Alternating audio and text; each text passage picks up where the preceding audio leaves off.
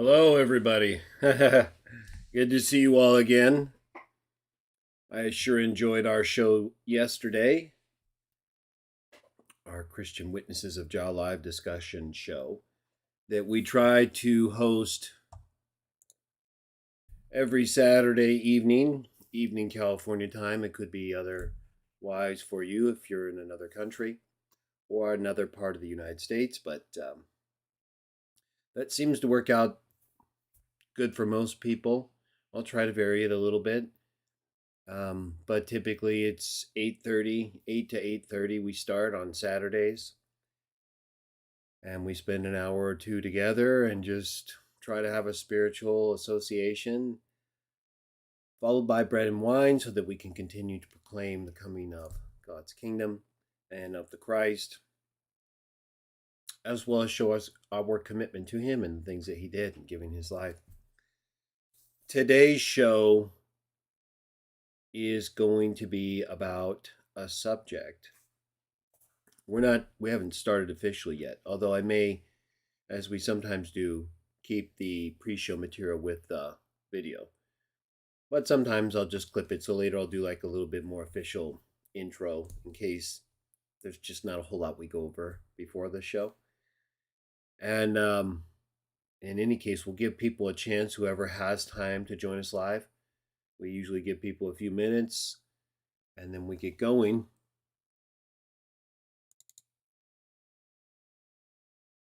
But we'll be talking about a subject I've discussed many times before. It hasn't come up a lot recently. It came up just briefly recently on one video.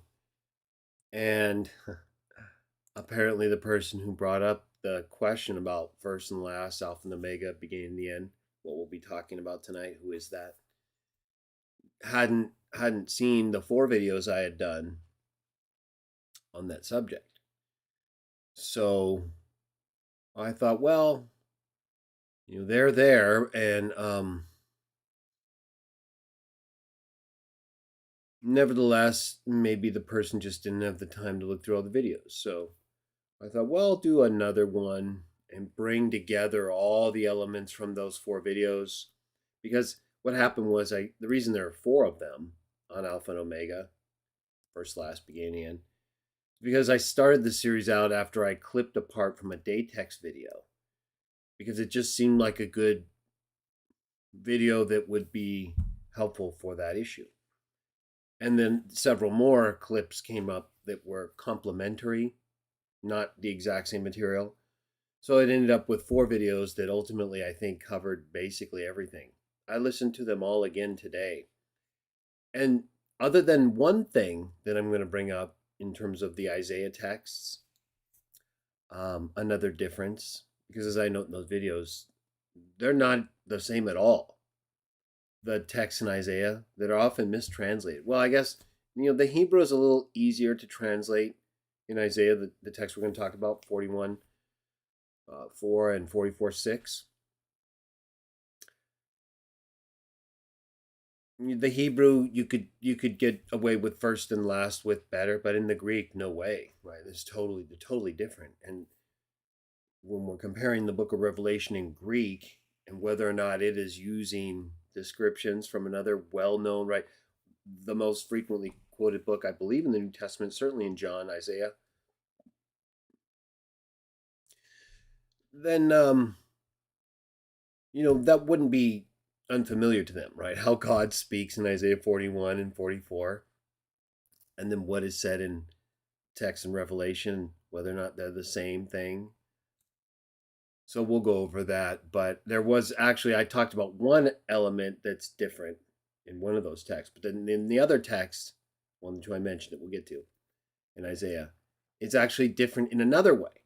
So in any case, we'll give people a few more minutes to join, but I'll try to cover everything in one video, as I said, so it's more convenient for everybody to be able to review or refer to other people instead of watching 4. We'll get started here in just a moment. We got some good stuff too. Information I think will be important for you to review or to learn for the first time if you haven't really gone over this in detail before. and why it's a problem for Trinitarians, but really not for us because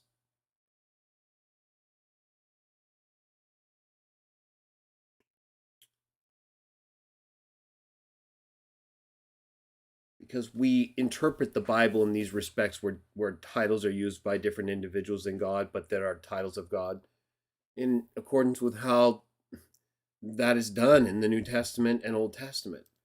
And while we talk frequently about how it happens in the Old Testament with the angels representing God, like in Joshua and Judges and Exodus and Genesis, right, all throughout, the sons of God, gods, not gods who rival God, right? They're his sons who represent him. That's what they do.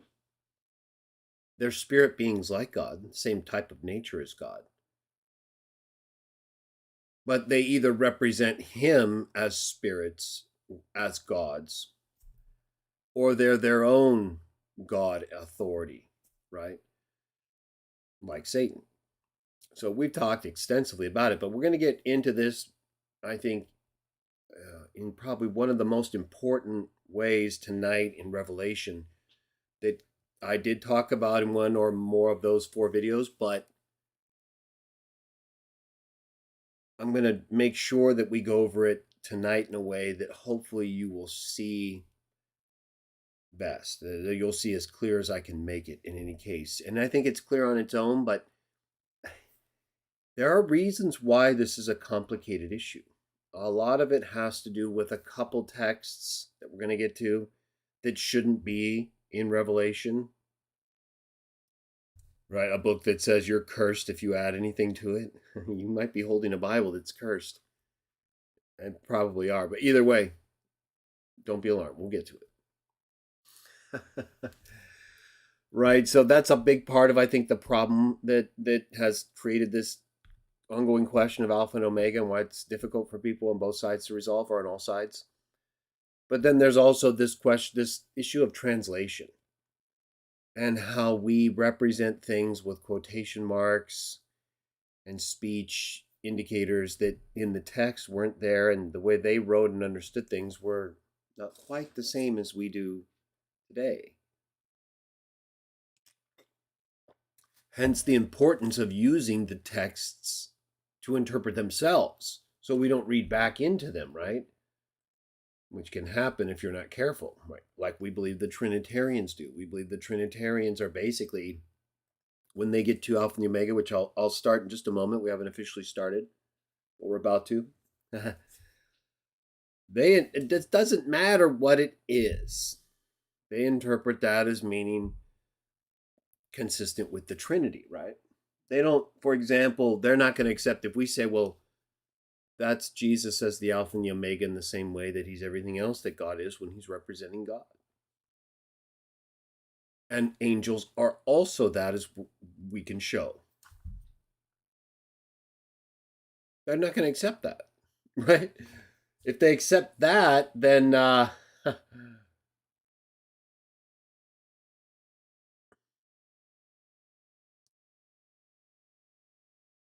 if they accept that,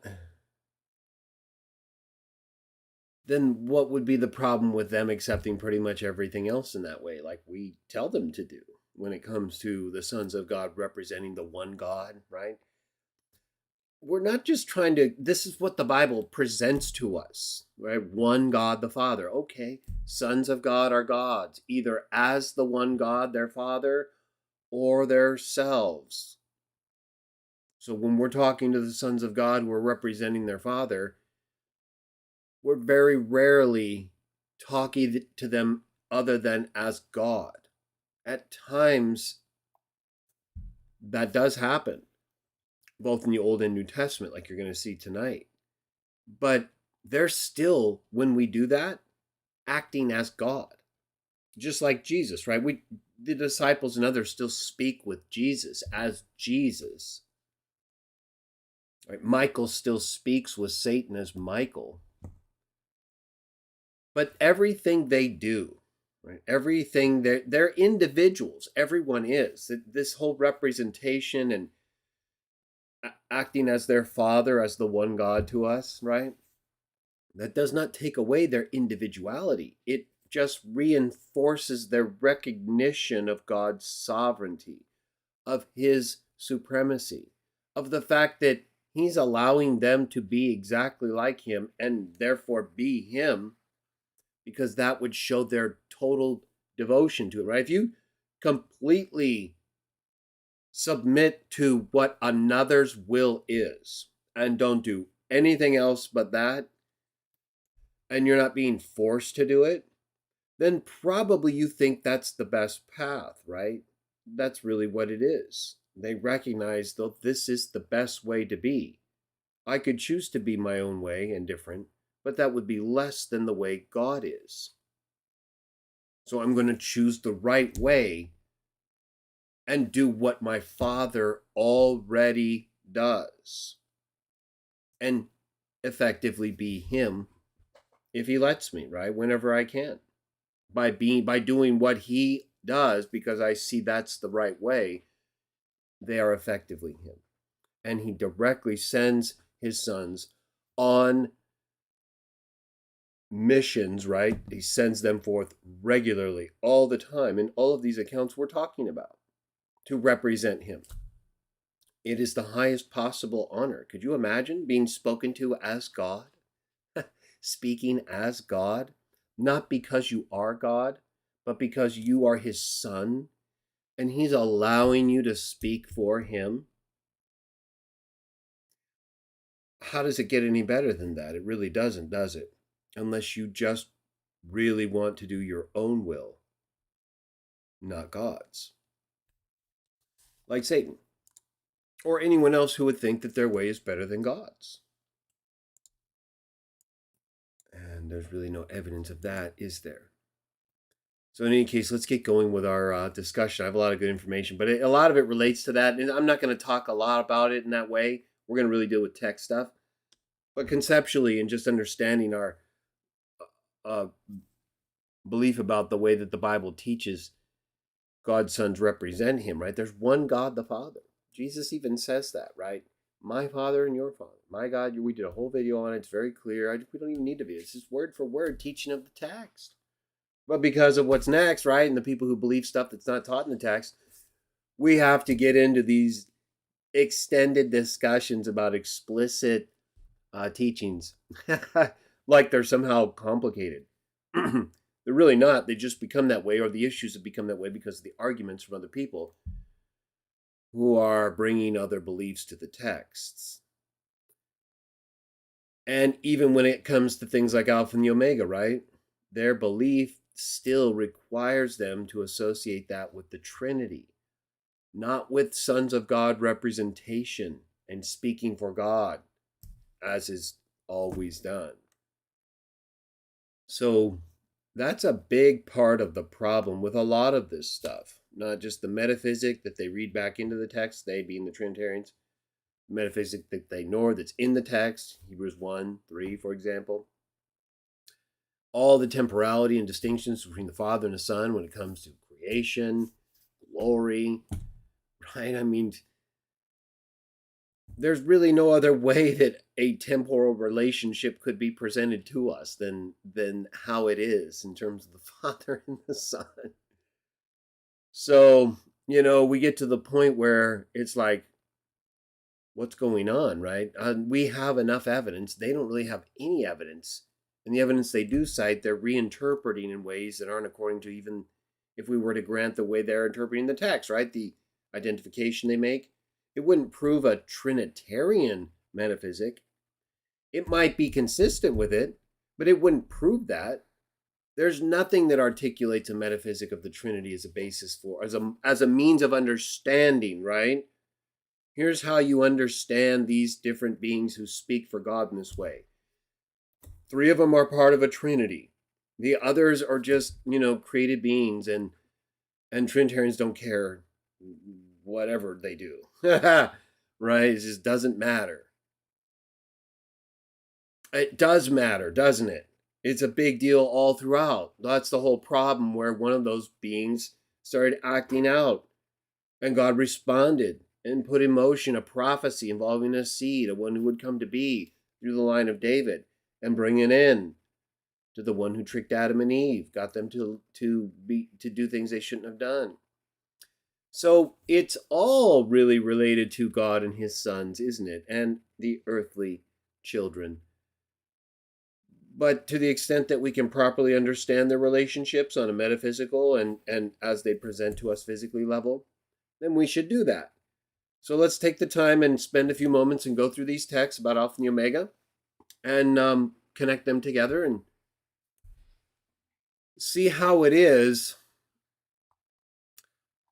or I should say who is, right? Who is the Alpha and the Omega, first and last, beginning and end? All right, let's go ahead and start. Let me just move that here. Appreciate that.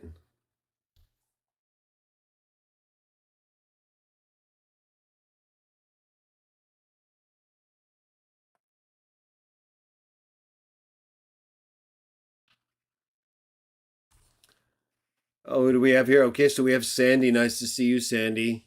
Justin D. Good to have you for your first time live, Justin D. We'll try to make it exciting for you.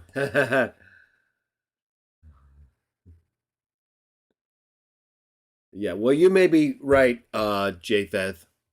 I do talk about that, and I'm going to talk about that, right? I believe, well, so Japheth is basically saying, and we're going to start right after this, okay? Actually, let me pull this up real quick. Japheth is basically saying, why are we even granting the premise that Trinitarians say that Jesus is even talking, right? That he's even speaking, in, for example, when he says, I'm the first and the last, in Revelation 1:17 and 2:8. Well, there's something to that because, again, as we're going to see and as I've explained, the revelation is really communicated by Jesus' angels. It's from God, given to Jesus, and then Jesus presents it to angels. However, Jesus does appear, right? He appears as himself, like right away. It's not the angel appearing all the time. Remember, Jesus is the archangel. He's the one getting the message from God to give to first he presents it through the angels to John, right? So Jesus is acting as the chief angel right at the start of Revelation. We did a whole video on it. So why couldn't he just be speaking on his own? Right? Does the angel have to be speaking for Jesus all throughout Revelation? I don't know that I agree with that, Japheth. It seems to me that he's actually directly present and speaking, especially in the first part. Now, at the end, it gets very unclear, right? It looks like the angel is really speaking the whole time, and we'll get to that. But let's just take that forward into the show. Let's just go ahead and start with that, because I'm with you. I understand. But, you know, we also have to look at it and say, well, okay, in some of these texts here, it does look like that's Jesus right there, right? I mean, he's literally described in ways where he seems to be spiritually present. So I don't think that's a significant problem.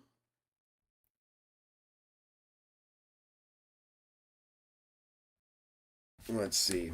Let me just check one thing. We're going to start in like 2 minutes, everyone. I want to check one reference here. I've got this text I'm going to share with you all. There's a reference I want to make sure I have lined up for you.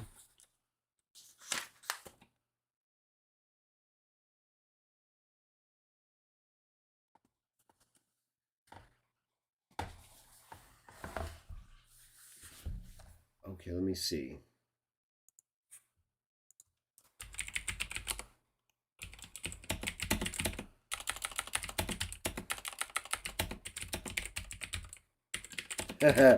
We're almost about to start. I just wanted to check one thing.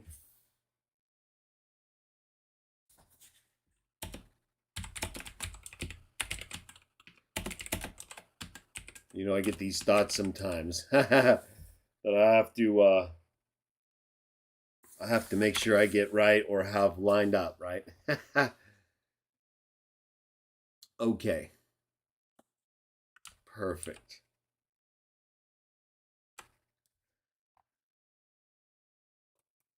Alrighty. Here we go, everyone. Who do we have? So good to see you all. Maltops, it's good to see you, I guess, right? I'm not sure, but hopefully. Betsy, of course. Praise Jah.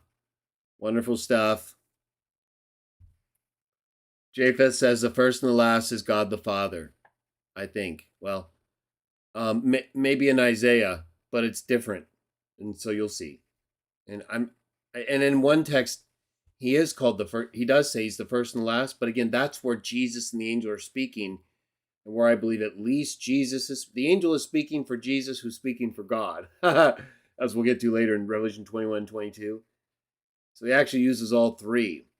And when Jesus himself alone is speaking, he just says first and the last. But it may not even be that.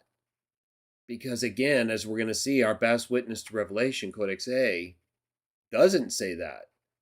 And the word for last is not the same as it is in Isaiah.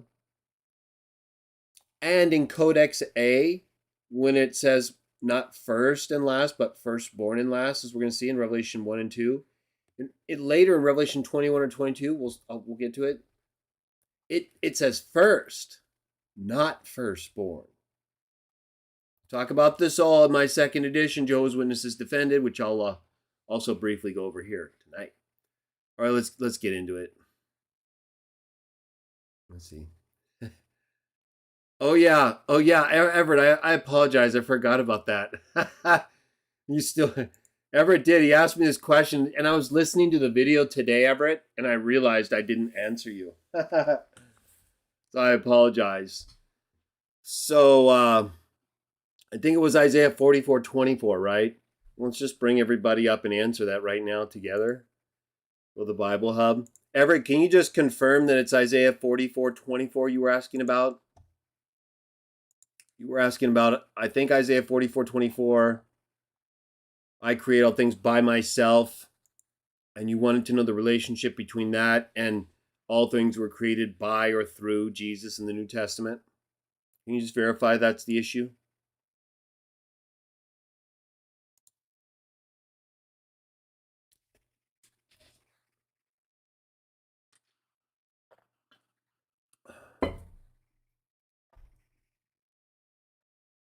Now, of course, I have a whole video on this. And what it's talking about relative to remember, it's God talking about him creating by himself as the active creator. He's the only one, he's creating. No one else is helping him create through the Son, right? No one else is bringing forth all things out of himself. Now, what is this relationship, right? You're looking at, let me just verify that's your issue right there. Check the chat real quick, Everett. Yeah. Okay, so that is the issue. Let me move that chat over here so I can see it better also. Yeah.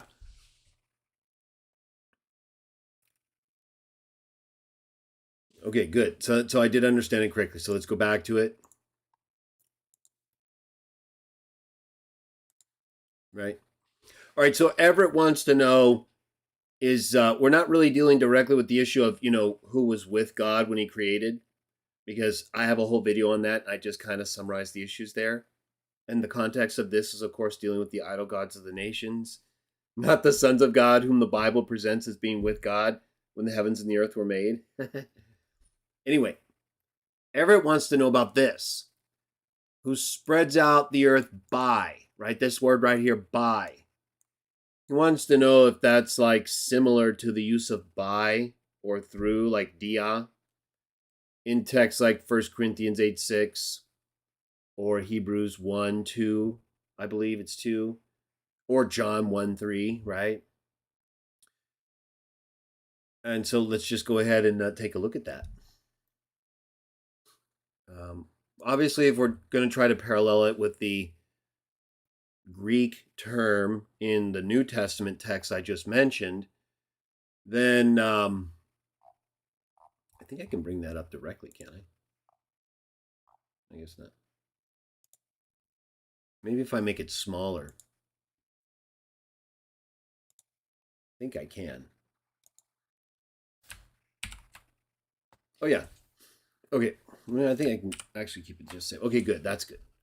Right? So this way you can see. So right here, you can see directly across, right? Who spreads out the earth by myself. And you can see across from that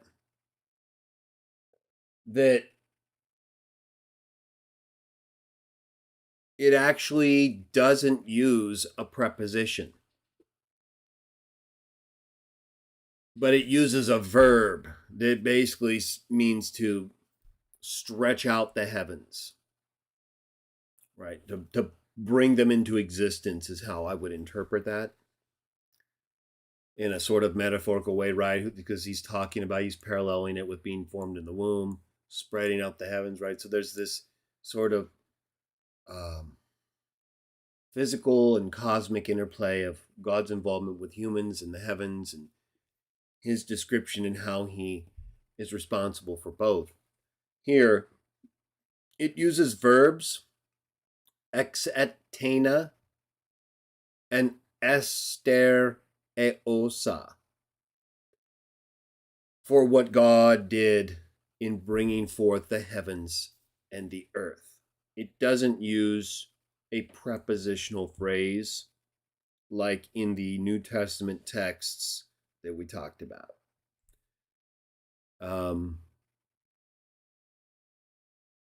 So now I'll do you a quick favor.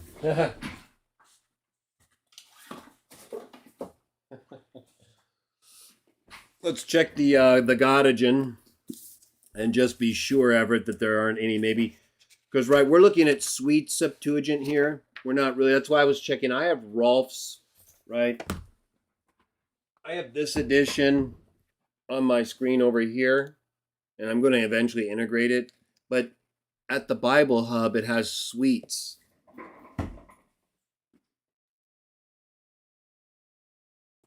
Which is this Septuagint right here. This is one volume of the Sweet Septuagint. It's actually still a good Septuagint text, a little older than Rolf's. So the Rolf's is still basically the standard Septuagint text, Greek text.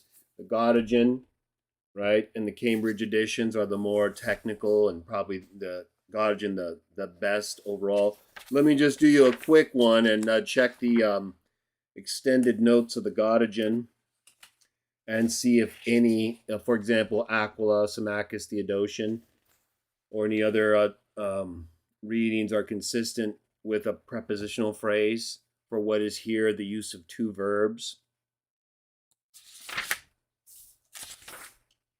Right, so Isaiah 44:24 on page 290 of the Godogen edition.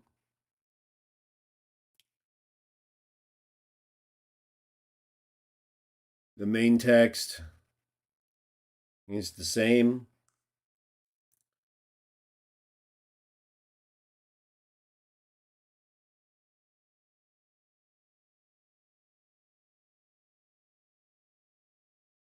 I gotta scan these notes real quick.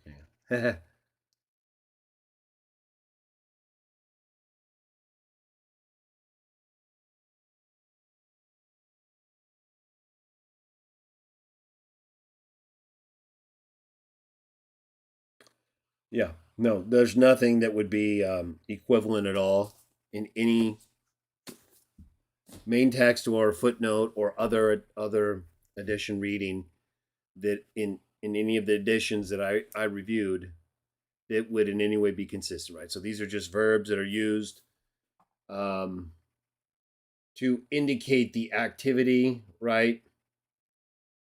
that God did in bringing forth the heavens and the earth and how it's presented here in Isaiah. And of course, this is God doing it himself, and he used his son, right? He did it through his son. His son put things together with him. The son, as he tells us, learned from the Father, watched what he did, and then did it similarly. Homoios Trinitarian, similarly.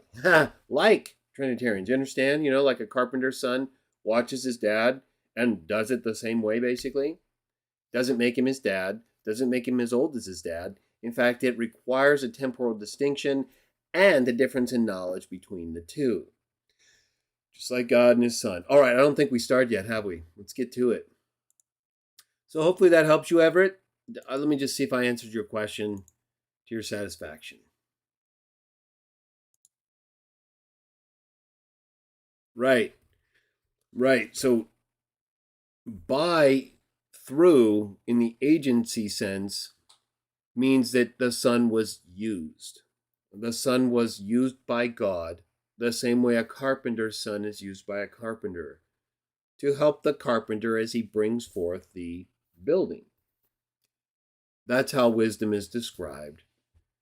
That's the association made in the New Testament, the distinction between ek and dia, and the fact that katizo is never used in the active sense of the Son, but only of the Father, as we saw in Revelation 4.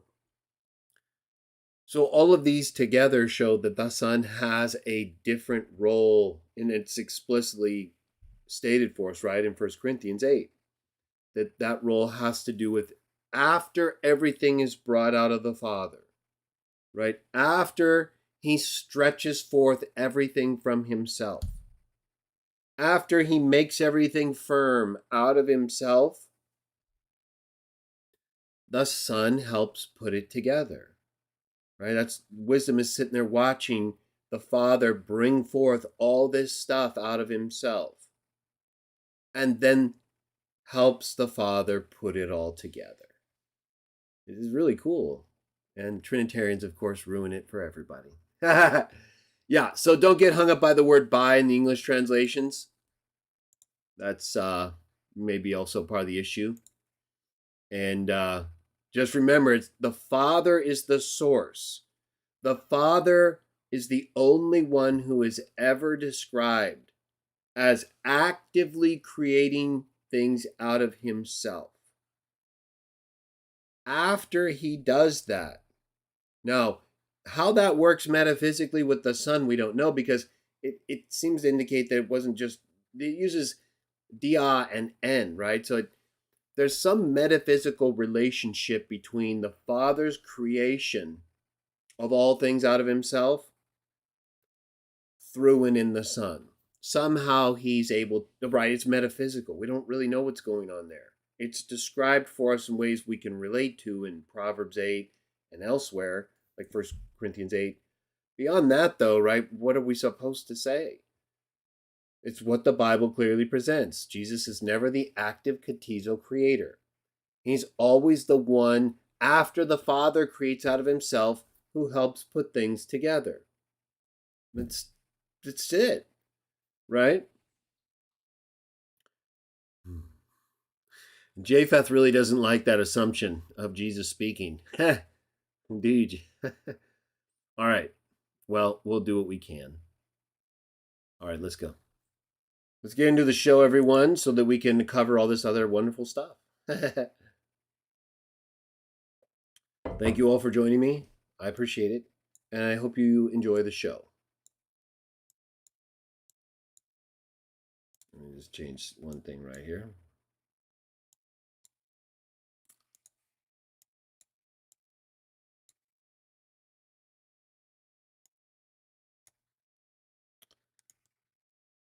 Okay. So that's going to be that.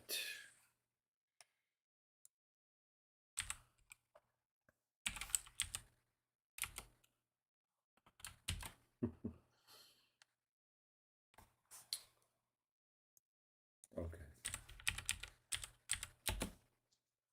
All righty.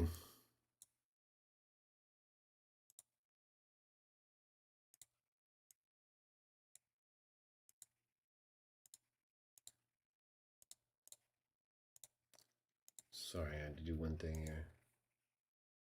My apologies. Okay.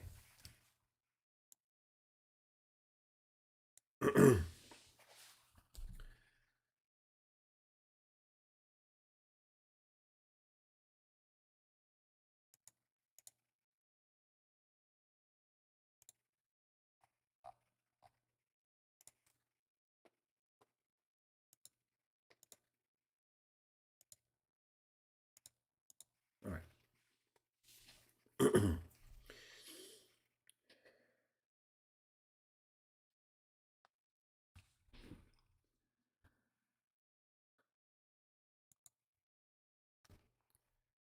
Who is the Alpha and Omega, first and last, and beginning and end in the Bible? Who is that? Who would you say it is? Well, if you're reading from the King James Bible, I'm willing to suggest strongly you will say Jesus. Unfortunately, the reason for that is a very serious problem that we're going to discuss and also consider every use of Alpha and Omega, first and last, beginning and end, in the New Testament, as well as what some have claimed are similar descriptions in the book of Isaiah for God. Let's go ahead and start first with what I just referenced about the King James Bible and why I believe if you use it, if you've grown up with it or become familiar with it, or it's your preferred translation, I completely understand why you would believe that Jesus is the Alpha and the Omega, God Almighty.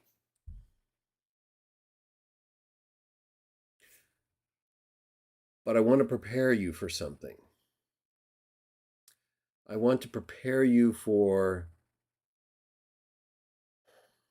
a realization about why you believe that, probably, most strongly, and whether you should. Because the evidence, I think you will find, shows that the King James Version of the Bible is in large part responsible for misleading people about who is the Alpha and the Omega, first and last, begin the end, but especially Alpha and the Omega. And the reason for that is because these terms aren't always used together every time they're used. But no one really questions when Alpha and Omega is used, whether or not that's a reference to God. The texts where that is used in the book of Revelation seem pretty clearly to be God, at least in terms of who's being referred to. And it even seems like sometimes that's who's speaking. But one of the other issues that has to be understood when it comes to the book of Revelation and who's claiming what titles is verse 1. Verse 1, which here in the New International Version reads, "The revelation from Jesus Christ, which God gave him to show his servants what must soon take place. He made it known by sending his angel to his servant John." Right? And if it's the same thing, if we go down to the King James Bible, basically the same thing. And you will see, if you have not already, that in the book of Revelation, it's not always easy to tell who's speaking. In our modern translations, sometimes that's made easy for us with the use of quotations or red lettering for Jesus. But what if it's not accurate? How do we know who is saying what? Well, first, let's go to our initial text where these terms Alpha and Omega, first and last, beginning and the end, or at least one or more of them comes up, right? So right away we know there's a revelation being given to Jesus. I've done a whole video on this to show that this is Jesus acting as an angel, the chief angel. He's literally being given a divine message from God. And then he turns around and gives it to his angel. So he's acting as an angel for God by taking a message from God to give to others and then doing just that. Delivering that message like an angel does and telling that angel to go deliver it to someone else, just like an archangel does, which happens to be one of the explicit descriptions given to Jesus in 1 Thessalonians 4:16. So we have this relationship between God, Jesus, angels, and human servants.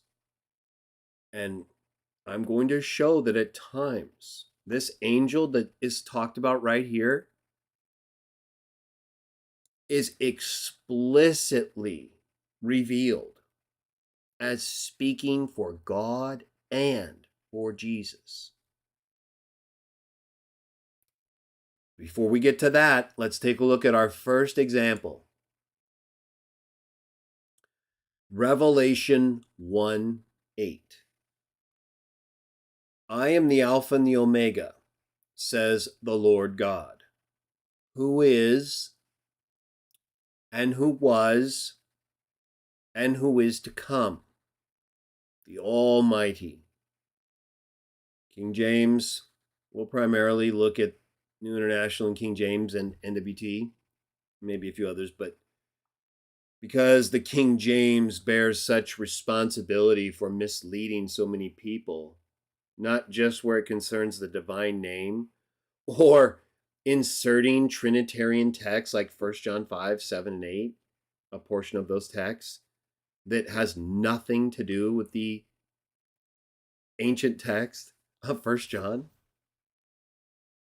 That's not the worst example of an interpolation into the text of the Bible. You're going to see what I believe is the worst example. But right here you can see King James, I'm the Alpha and the Omega, beginning and ending, saith the Lord, which is, which was, which is to come. Now you notice here, King James actually does have a little difference, the beginning and ending. And you'll notice here, the NIV and others do not use that. New Living does, but it's not really a well-founded addition. But it's not super problematic, right? I mean, there's not when the titles are used together, they basically mean they don't. It seems to me they mean the same thing, but they're not always used together. And in texts like this, you see that someone felt the need later on to start adding descriptions that eventually made their way into the Textus Receptus and into the King James Bible, right? But the best and most well-founded manuscripts do not contain this second edition that's in the King James. But for our purposes, it doesn't mean a whole lot. It just, again, shows the need to be careful and how things started to get a little playful here with these terms. They really did. Or something happened, right? And it's most likely the revelation was not written in Greek originally. There's some indications. In fact, right here, right? More so verse 4.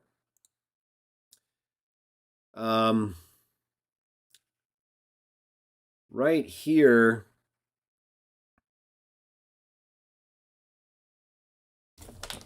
Oh, sorry. Right here in Revelation 1:4. See, you can see as well, grace and peace to you from him who is, who was, and who is to come. 7 spirits before his throne. And then verse 5, right? And from Jesus Christ, faithful witness, firstborn from the dead. So right before verse 8, and the Alpha and the Omega speaks, in verse 8, again, remember, it says the Alpha and the Omega is the one who is, who was, and who is to come. In Revelation 1:4, just a couple verses before that, the one who is and who was and who is to come is differentiated from the seven spirits and from Jesus. But I was saying that Revelation is probably not originally written in Greek because, like, for example, right here, look on the right side where it says, not actually this part right here, Appa haon kai hain kai ha erkamenos, the one who is and who was and who is coming. This doesn't really fit linguistically. Right? We would expect this to be a genitive expression with the use of this preposition, apa, but it's not. And that seems to suggest either something else was here, possibly the divine name, or the translation from Hebrew to Greek just didn't fit in the way it normally would, or they were not as concerned as they normally would be. Either way, there's some indications that Revelation was originally written in Aramaic or Hebrew. So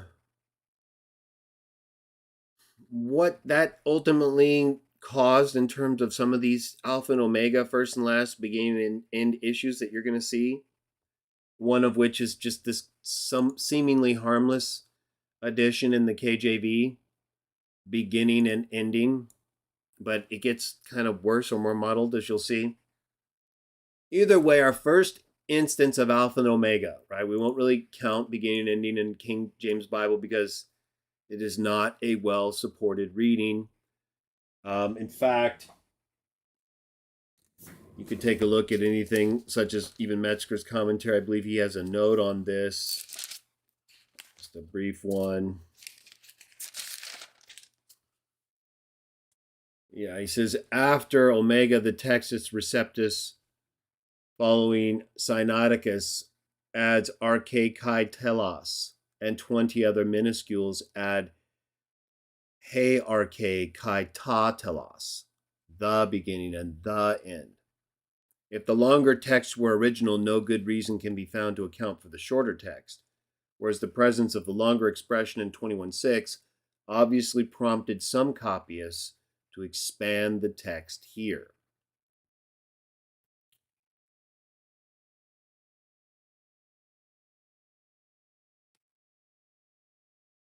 So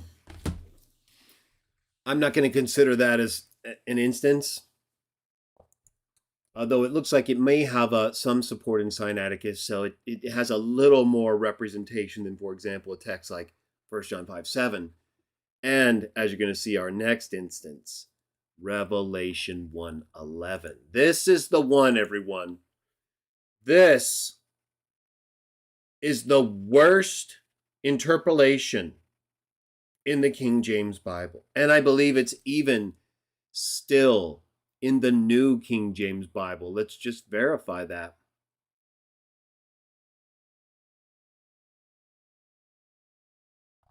If we had New King James, it should be right up here. We got King James, New American.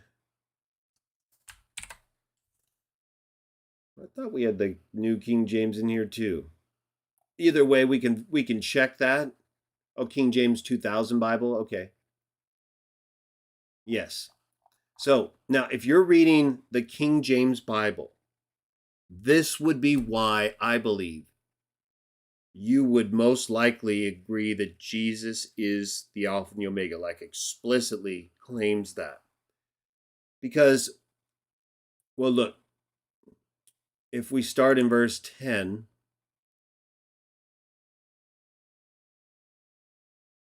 here, look at the New International Version, verse 10, Revelation 1. On the Lord's day I was in the Spirit, and I heard behind me a loud voice like a trumpet. King James Bible, I was in the Spirit on the Lord's day and heard behind me a great voice as of a trumpet. Verse 11, New International, which said, write on a scroll what you see and send it to the seven churches, to Ephesus, Smyrna, Pergamum, and he lists them all, right? Verse 12, I turned around to see the voice that was speaking to me, And when I turned, I saw 7 golden lampstands. Verse 13. And among the lampstands was someone like a son of man, dressed in a robe reaching down to his feet with a golden sash around his chest. Right? And this is what we regularly read. This is Jesus right here, right? He's being described. His hair is like white, like wool, snow. His eyes are blazing fire. His feet are bronze like a furnace. His voice like the sound of many waters. Right? His hand holds the 7 stars. His mouth has a sharp two-edged sword. His face is like sun shining in its brilliance. And then right here, right, he starts talking. John says, I saw him. I fell dead at his feet, though dead. He placed his right hand on me and said, do not be afraid. I am the first and the last. Verse 18, and I am the living one. I was dead, and now look, I am alive, forever and ever. And I hold the keys of death and Hades. We're going to come back to this, okay? I wanted to read to this point, though, to show very clearly this is Jesus that's talking all the way, or that's being described, and who starts talking all the way back from verse 10, right? I heard behind me a loud voice like a trumpet. Verse 11, New International, which said, write on a scroll what you see. And then this leads to this being Jesus. So you're like, well, why would this make King James people believe it's Jesus is the Alpha and the Omega, right? Well, that's not the King James. Right here's the King James saying, I am Alpha and Omega, the first and the last, and what thou seest write in a book, right? And then it goes on to say what we read from the NIV and most others. So right here, and also King James 2000, saying, I am Alpha and Omega, first and the last. This is the New Testament text and translation commentary by Philip W. Comfort. It's a standard text. It's used in seminaries and in theological and college bookstores, together with his collation of papyri texts. But this has a little bit more information, the commentary on the text and translation. And on Revelation 1:11, the parts on pages 812 through 813, it gives the readings, right? The one from King James right here saying, has Jesus saying, I am Alpha and Omega and first and last. And then the reading like in NIV with Jesus saying, write on a scroll, no Alpha and Omega, no first and last. So it gives the readings, right? And the one that would be similar to NWT and NIV without Jesus saying Alpha and Omega, first and last, is supported by the best texts by far, right? All 3 of what I would consider the main ones for Revelation, Sinaiticus, Alexandrinus, and Codex C. And the only... Oh, I'm sorry. Yeah, no, those were the 3 that support the reading of NIV. But then for the King James reading, the one that has Jesus saying, I am the Alpha and the Omega, first and the last, there's nothing. The only support it has is from a 7th century commentary on Revelation from Andreas of Caesarea. That's it. So there's nothing. Other than an early Trinitarian commenting on it in a way that eventually found its way into the King James Version, and that has been misleading people for who knows how long, right? I mean, it goes all the way back to the 7th century in terms of the original Trinitarian Paul Jack Nutt, right? Or whoever he was that felt compelled to speak about this text in a way that it doesn't speak or have Jesus speak. And yet here we have the King James and the New King James perpetrating a lie. Adding to the words of this scroll, King James people and NWT critics, where has your criticism been? Show me the video. Show me the video, NWT critics. Show me the video you've done to show that the King James Bible is cursed for adding to the text of Revelation 1:11. Or just show me the video you've done to help people understand that if they're reading this cursed translation or the newer version of this cursed translation, they're going to be misled in verse 11. And even if you believe they'll get it right ultimately in your view about Jesus and the Alpha and the Omega, and as it goes on, verse 11 has to be removed from the discussion. It should literally be cut out of the King James Bible, this part right here, Trinitarians and King James users. If you want to try to decurse your Bible, add the divine name over every single instance of all capital Lord. Block out the Trinitarian addition to 1 John 5, 7, and 8.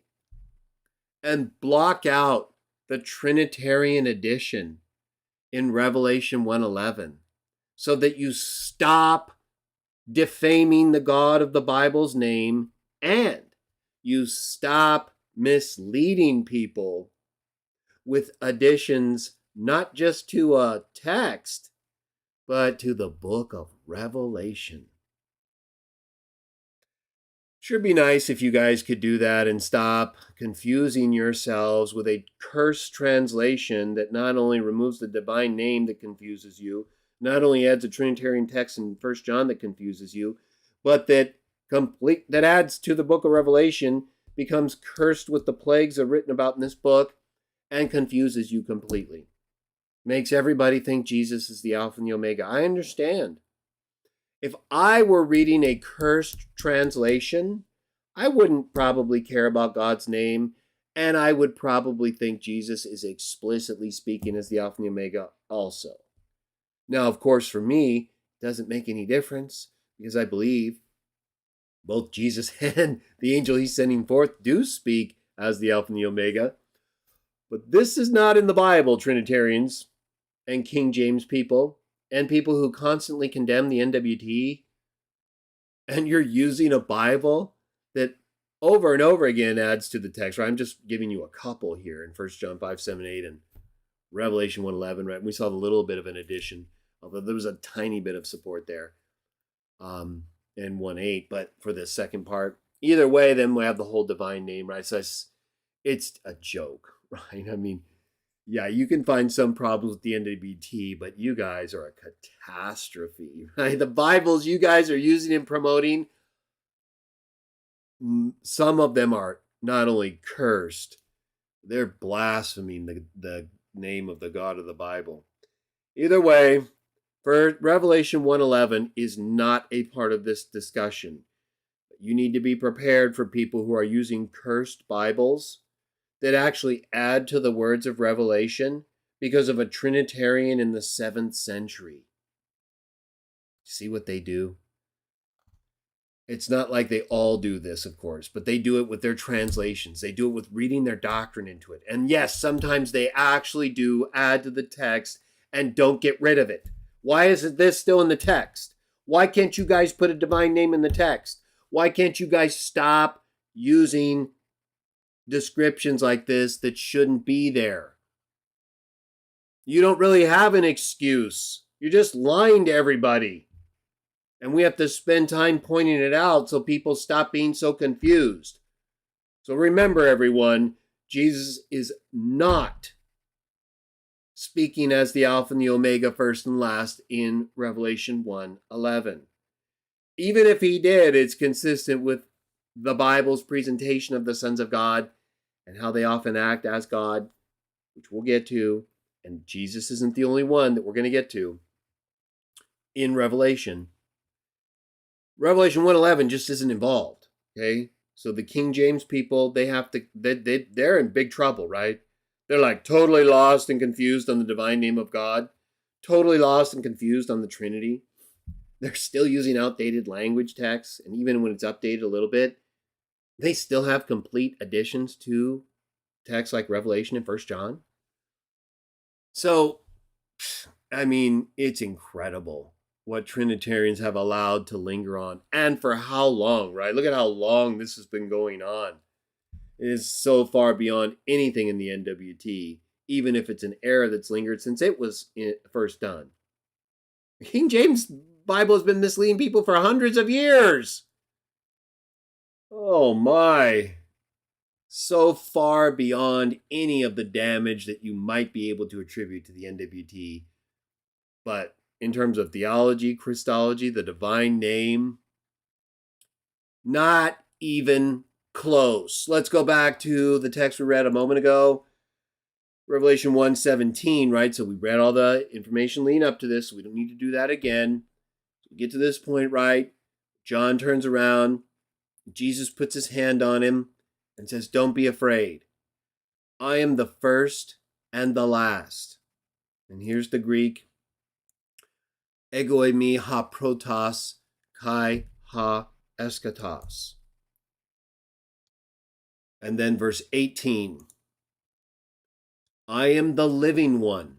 I was dead, and now look, I am alive forever and ever, and I hold the keys of death and Hades. Now look, right here, we only have the description first and last. Okay? This has not come up yet. Remember, in Revelation 1:8, the best authorities say use Alpha and the Omega. One text, Sinaiticus, has beginning and end.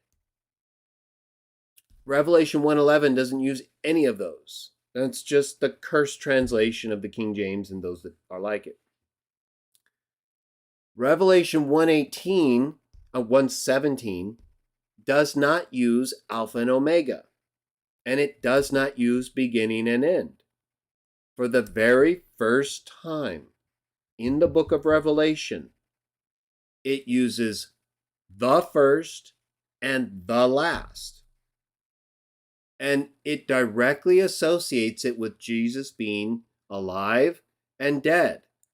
Now, not only do we not have Alpha and Omega here, and we have a title and description that is contextually linked to his death and resurrection, in what is probably our best witness to this text, Revelation, Codex Alexandrinus of the 5th century, in the 400s,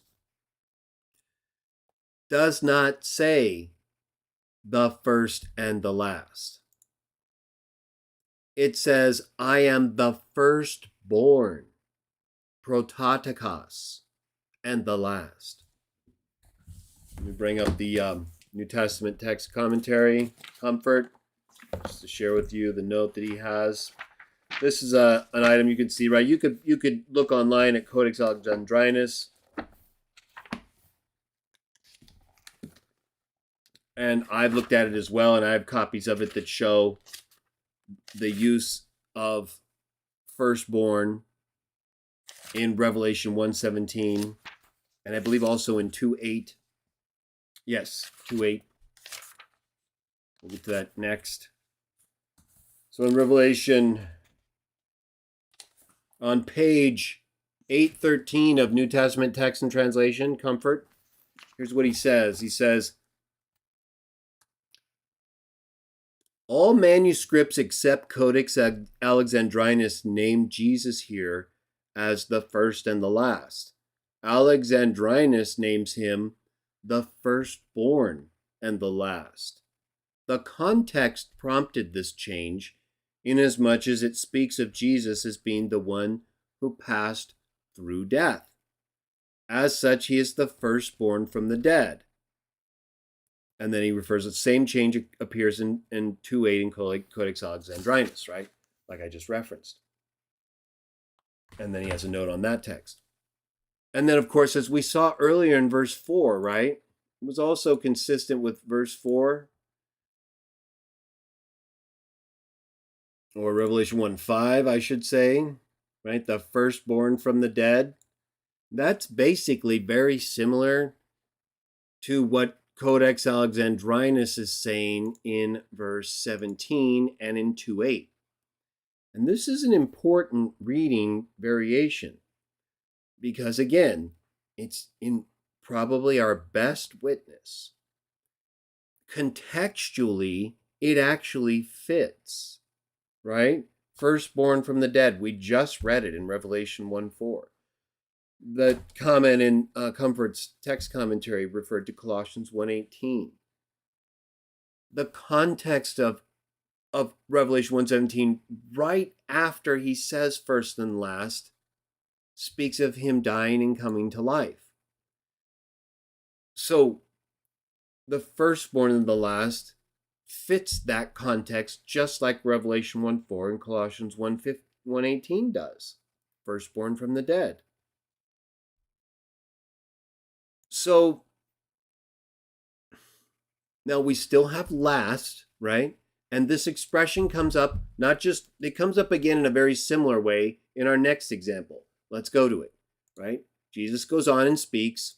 We get to chapter 2, right? We get to verse 7. He says, whoever has ears, let him hear what the Spirit says, the congregation, to the churches.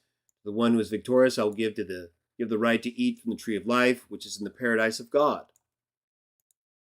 Let's read the NIV for a moment. To the angel of the church in Smyrna write, these are the words of him who is the first and the last, who died and came to life again. Exactly like Revelation 1:17 and 18, the description of Jesus as either the first or the firstborn and the last, both times it is absent Alpha and Omega and absent beginning and ending, and both times it immediately links that description with him dying and coming to life again. Excuse me. That to me is powerful enough evidence to understand first and last, or firstborn and last, exactly as the context is presenting it, and as we've already read in a very similar, if not the same light, Colossians 1:18 and Revelation 1:5, firstborn from the dead. Remember, that's not me just interpreting this. It literally links it in the text. Look at the Greek. Ta de lege ha protas kai ha eskatas. Hos egeneta nekros kai ezesen.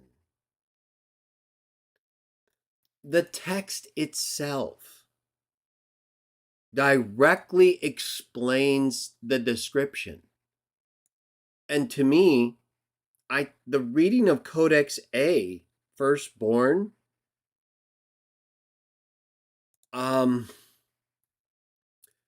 even if it's just first, it is clearly tying it to death and resurrection, just like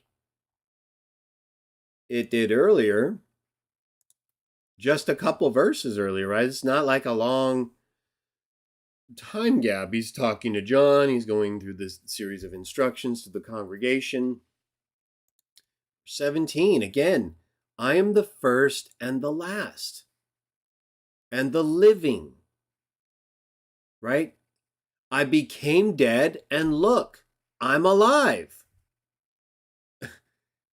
Exactly the same thing it does a couple verses later using this description. That's all it links it to. It doesn't link it to, it doesn't use the word God or Lord or Alpha and Omega. Both times it explicitly links the description to him dying and coming to life. And in Codex A, probably our best witness to Revelation, it explicitly ties it to him being the firstborn from the dead by using prototokos, which fits entirely with the explicit understanding attached in both texts. Now, what's fascinating, this expression, first and last, right? We're seeing it used right there in Revelation 1:17 and 2:8, right?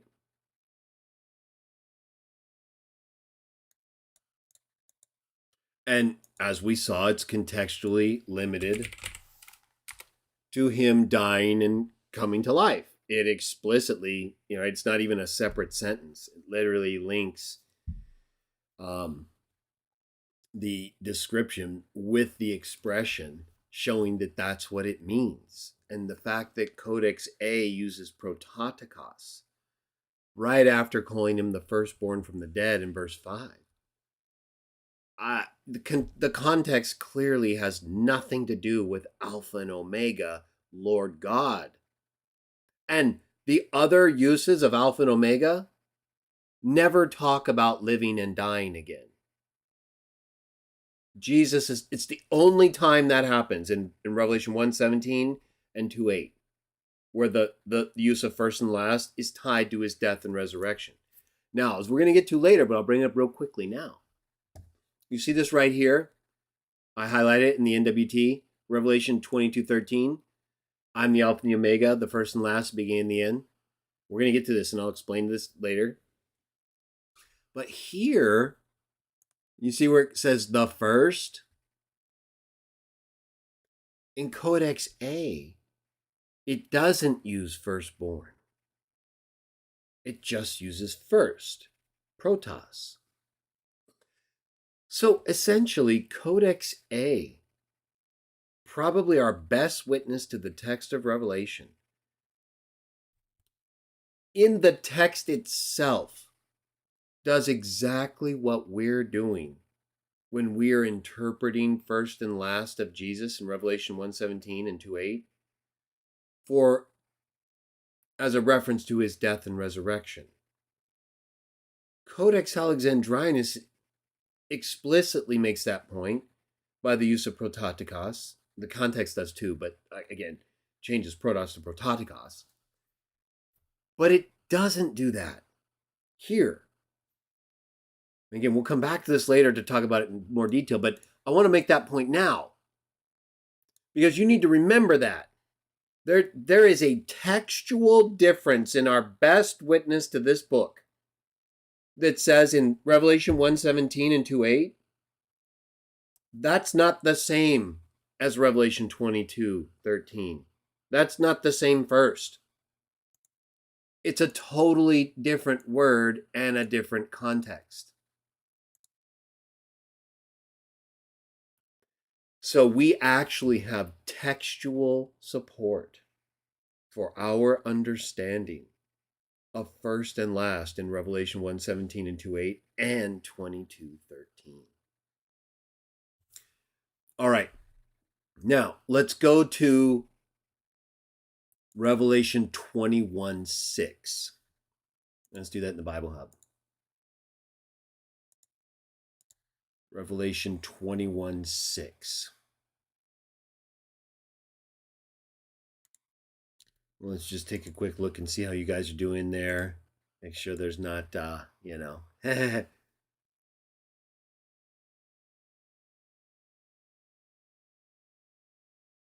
Chris LaSala says, even if they want to hold on to Alpha and Omega, it would not equal no beginning. That's true, right? It even it would, in fact, indicate a beginning of some kind for sure. Now, when it comes to God, we wouldn't view that in a temporal sense as far as creation. But we don't have texts like Revelation 3:14 that would even put him in that light like it does Jesus. So to even talk about it would be nonsensical, right? But that's a good point. It doesn't in and of itself indicate this eternality that they want to often read into the text. Okay, Revelation 21:6.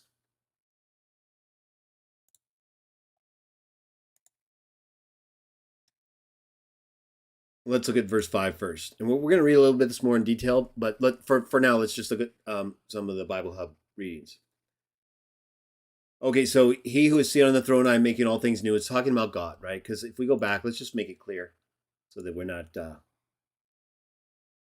Well, again, I'll get into this in a moment, but it goes back to what we said at the beginning, what Japheth was talking. There is this whole speaking question.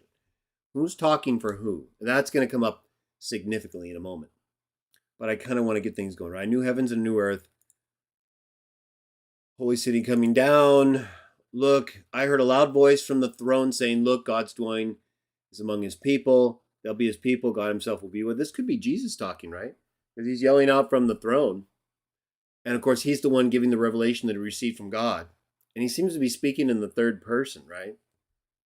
Verse 4, he will wipe out every tear from their eye. Death will be no more. It even says, right, God himself will be with them and be their God. He doesn't say I'll be their God. It says, and God himself will be with them, right? Again, he's talking in the third person, this voice from the throne, and who's sitting on the throne. Revelation 3:21, the Son, right, all things pass away. And then in verse 5, he who was seated on the throne said, okay, so now we get an explicit break. The one seated on the throne. This would seem to indicate the Father, although again, Jesus is seated on the throne with his Father, right? Revelation 3:21. So, and he's acting for the Father. So for us, this kind of speaking for and as is not a problem. It is, in fact, the biblical model. And I'm going to show even the extra biblical model, but with contemporaneous apocalyptic literature in just a moment. But getting back to our text, right? Revelation 21. He was seated on the throne. I'm making everything new. Then he said, write this down, for these words are trustworthy and true. Now, verse 6. He said to me, it is done.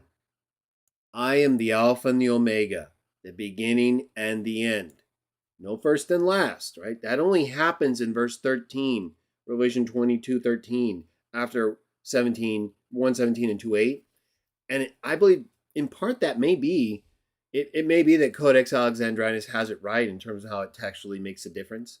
It also may be the fact that Jesus is speaking at that point, or the angel speaking for both Jesus and God, right? That the titles are all sort of used together in that way. Either way, let's stick with each text. We'll get to that. To the thirsty, I will give water without cost from the spring of water of life, right? Those who are victorious will inherit all this. I'll be their God. They will be my children. And it goes on to talk about those who will be rejected. And then one of the angels who had the 7 bowls says, come, I'll show you, right? So Revelation 21:6 really doesn't have anything explicitly to do with Jesus at all, does it? It clearly is if anything, it makes a distinction. If Jesus is the one whose voice is yelling from the throne right here in verse 3, and he's talking about how the people will be God's people and God will be with them and be their God. Well, that's consistent with Revelation 3:2 and 12, right? I'll write upon them the name of my God. I'll make you a pillar in the temple of my God. So, right, my God and your God, John 20:17. That is all consistent with what Jesus would say. It's a voice from the throne. Right? But then we get it to verse 5 and it says, he who was seated on the throne. So that seems to indicate the Father there, right? Because even though Jesus and the Father are on the throne according to Revelation 3:21, Jesus sits down on it. He's granted after he conquers, right? But then we have that voice from the throne referring to God in the third person and the people of God, consistent with how Jesus speaks of his God and our God. And then we get the voice from the one on the throne in the first person speaking in this way as God, right? The Alpha and the Omega, the beginning and the end. I will be their God and they will be my children. To me, that explicitly identifies Jesus God, right? The one he seems like to me the voice, unless someone else is on the throne with God at this point and yelling that, I don't know of anyone else that's on God's throne who would be saying that is exactly what Jesus already taught us. And then God himself starts speaking as the one who's the God of the people, the way the voice was speaking about the people and their God, right? So I think that's, again, very clear. This does not have anything to do with anyone but God as the Alpha and the Omega in the beginning and the end. Not even the first and the last at this point. All right, now let's go to Revelation 22:13. This is the big one, I think, right? In one sense. Well, it becomes that, I think, in terms of the discussion. And you'll see why, because of the personal pronouns and the way that Trinitarians often like to try to identify Jesus as the one speaking, as the Alpha and the Omega here. All right, so let's just start in verse 1. We'll kind of go through it. Right, angel showed me the river of life, clear as crystal, flowing from the throne of God and the Lamb. Right, it's just like in Revelation 3:21, Lamb is seen on God's throne, and he's calling out from the throne, but there's still a difference between them in terms of whose God is whose. And the Lamb made that clear outside of these accounts, right, in Revelation 3 and John 20. So 22:2, we have the throne of God and the Lamb down the middle, great street, right? The trees of life, the leaves of the trees for the healing of the nations. No longer will there be any curse. Throne of God and the Lamb will be in the city. They will see his face, and his name will be on their foreheads. There will be no more light. They will not need light, for the Lord God will give them light. The angel, now this is where it's especially important that when you're reading this on your own, or as we do it together, you pay very careful attention. Because as I've been alluding to, and as others have mentioned earlier in their comments, there's an issue in the book of Revelation with who's talking and at what time. It is at times not always clear. But at times it is. Like right here. Revelation 22:6. The angel said to me, these words are trustworthy and true. The Lord, the God who inspires the prophets, sent his angel to show his servants the things that must soon take place. Right? And so we know, for example, that in Revelation, Jesus, God, and Michael, and Satan are all presented as having angels. In fact, just so we're kind of clear on that, because I don't want people getting confused with Revelation 1:1, right? In fact, you could even see, right, who did God in Revelation 1:1? Oh, I didn't bring you guys up. Who did God in Revelation 1:1? I may not have had you guys on there with me. I apologize for that as I was reading. In any case, you heard me and we're following along, I'm sure. But who in Revelation 1:1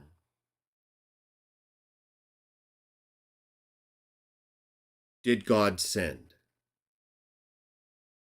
In Revelation 1:1, let's go back to it real quickly. We'll come back to Revelation 22:6, but this is so important. So, who did God give his revelation to? Did he give it to the angel that Jesus sent? No, he didn't, did he? God gave it to Jesus, right? Isn't that clear from what you're looking at right here in Revelation 1:1? That God gave this revelation to Jesus, right?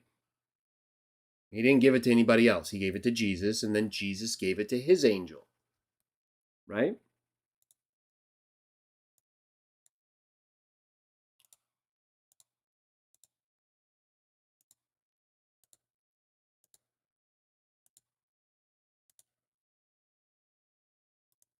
Then why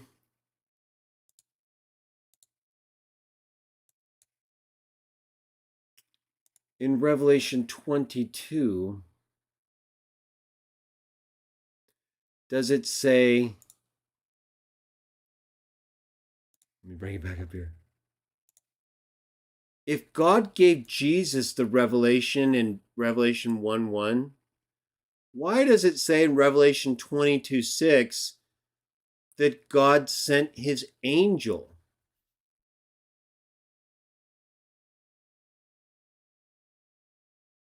Because God sent Jesus, and Jesus sent his angel. This would seem to indicate potentially an identification with Jesus in the very role we described earlier as an angel. Because that's whom God sent to deliver the message to, and then Jesus sent his angel, right? In any case, I wanted to point that out because it seems like it's saying that in so many words, but maybe it's also talking about it indirectly, right? God gave the revelation to Jesus, and indirectly through Jesus sent the angel. That's possible also. Okay, fine. So the angel's talking though, right? That's very important. Well, what happened? Right? Look at the change. Let's look at the King James on this one. And he said unto me, these sayings are faithful and true, and the Lord God of the holy prophets sent his angel to show unto his servants the things which must take place.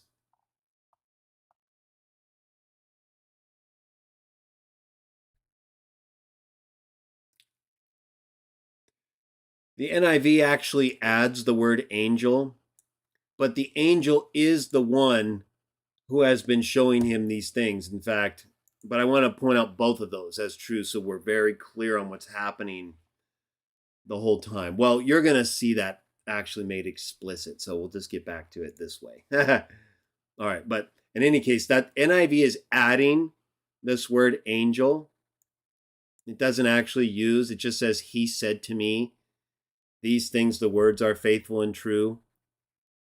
But NIV and others are adding it to make it explicit in the narrative because it is the angel talking. You'll see that very clearly. Right? Well, look at that switch. Look at that in the King James. Where is that King James? Oh, there we go. Right, so there's King James. Look, this is verse 7. Behold, I come quickly. Blessed is he that keepeth the sayings of the prophecy of this book. Who's coming quickly, Trinitarians? Who's coming quickly in the book of Revelation? If we go back to verse 6, it's the angel talking. It's made explicit by text like the NIV, but that will make explicit in the narrative in a moment. It's the angel that's talking. The angel refers to God sending his angel to make people aware of these things, and immediately starts talking for Jesus. Right? It's an angel, Trinitarians. Now, either as I just said, the fact that Revelation 1:1 says God basically sent Jesus with the revelation to give to others, either that is what is being said here, or this is an actual angel that's not Jesus talking as Jesus or as God. But I mean, to me, I think he's talking for Jesus here as part of what God gave to Jesus to communicate to John through the angel. Right? There's no break. There's nothing in the Greek text that would indicate at all that someone else is talking right here. Verse 8. I, John, am the one who heard and saw these things. Right? He heard what? What the angel was telling him. And what was he just telling him? I am coming quickly. Blessed is the one who keeps the words of the prophecy written in this scroll. I, John, am the one who heard and saw these things. And when I had heard and seen them, I fell down to worship at the feet of the angel who had been showing them to me. This is an explicit identification either of Jesus as an angel. It uses that word right here. Or this is exactly what we have been telling you Trinitarians is the teaching of the New Testament, which is the same teaching of the Old Testament. The sons of God are gods who speak for and act as God. Or in Jesus' case, as Jesus, now that he has all authority, right? He's sending his angel. God sent his archangel, his angel. Jesus sent his angel. Now, we've got John hearing this angel talking like Jesus or God, right? What did he just say? I am coming quickly. Trinitarians. It uses the first person. Erkamai. Is the angel coming quickly, Trinitarians? Because that's what it actually says. Do you believe what it says? Okay. Do you believe Jesus is this angel?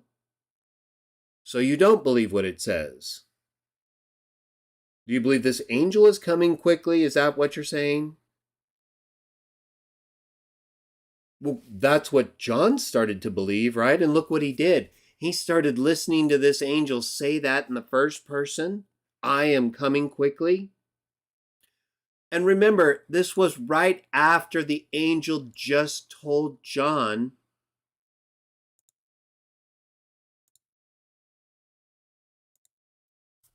where was that? Was it in verse 5? Yeah, no, it's the same verse. Verse 6. The Lord God sent his angel to show these things.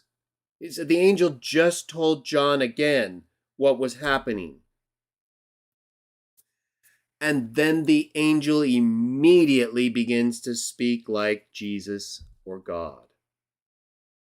So much so that John, who heard and saw this angel, fell down to worship at the feet of the angel.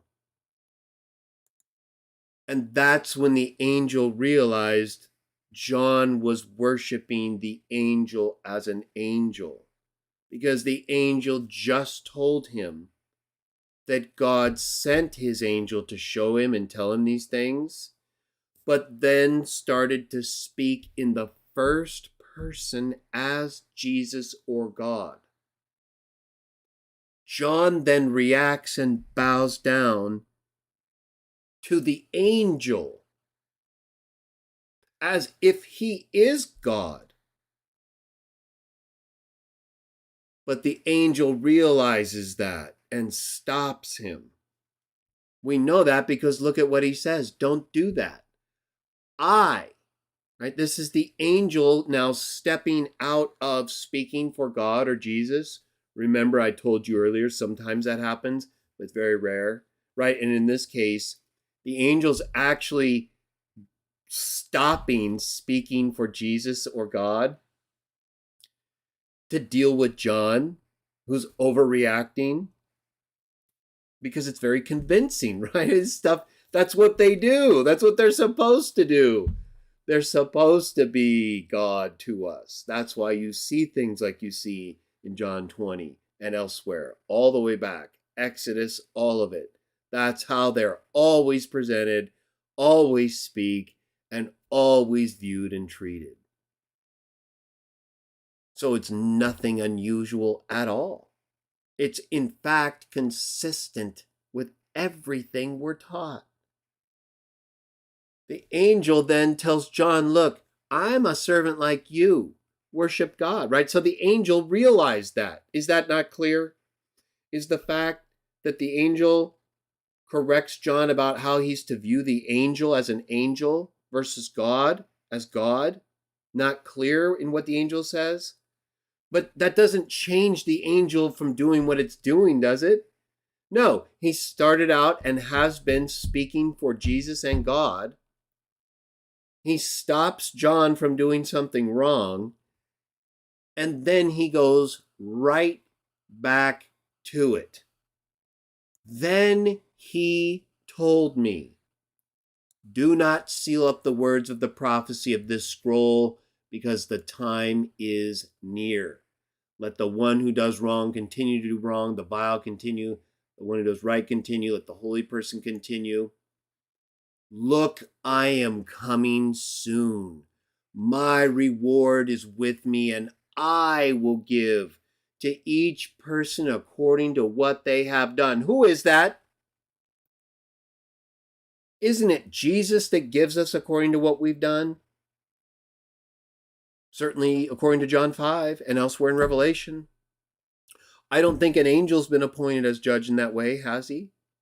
I mean, maybe the angel in Exodus 23, but that was probably Jesus, and of course that's different, but that would be an example of how that could be the case. But still, who believes this is an angel talking, even though we know it is? Trinitarians regularly, right? And look, you can see the quotes being used. In many red letter Bibles, you'll see it in red lettering. Right? People believe this is Jesus, do they not? And you want to know why they believe it's Jesus in spite of the fact that we just proved it's an angel speaking for Jesus, right? He started out. What did he start out saying? In verse 7. Look, I am coming quickly. And then John freaked out, right? John's like, whoa, you're more than just you're speaking like first person stuff and all this, and it was too much for him. But then look at verse 12. Right after the angel corrects John, literally right after correcting him in verse 9, and then he goes on to continue speaking, right? Then he told me, verse 10. Verse 11, he continues telling him. Verse 12, there's no change.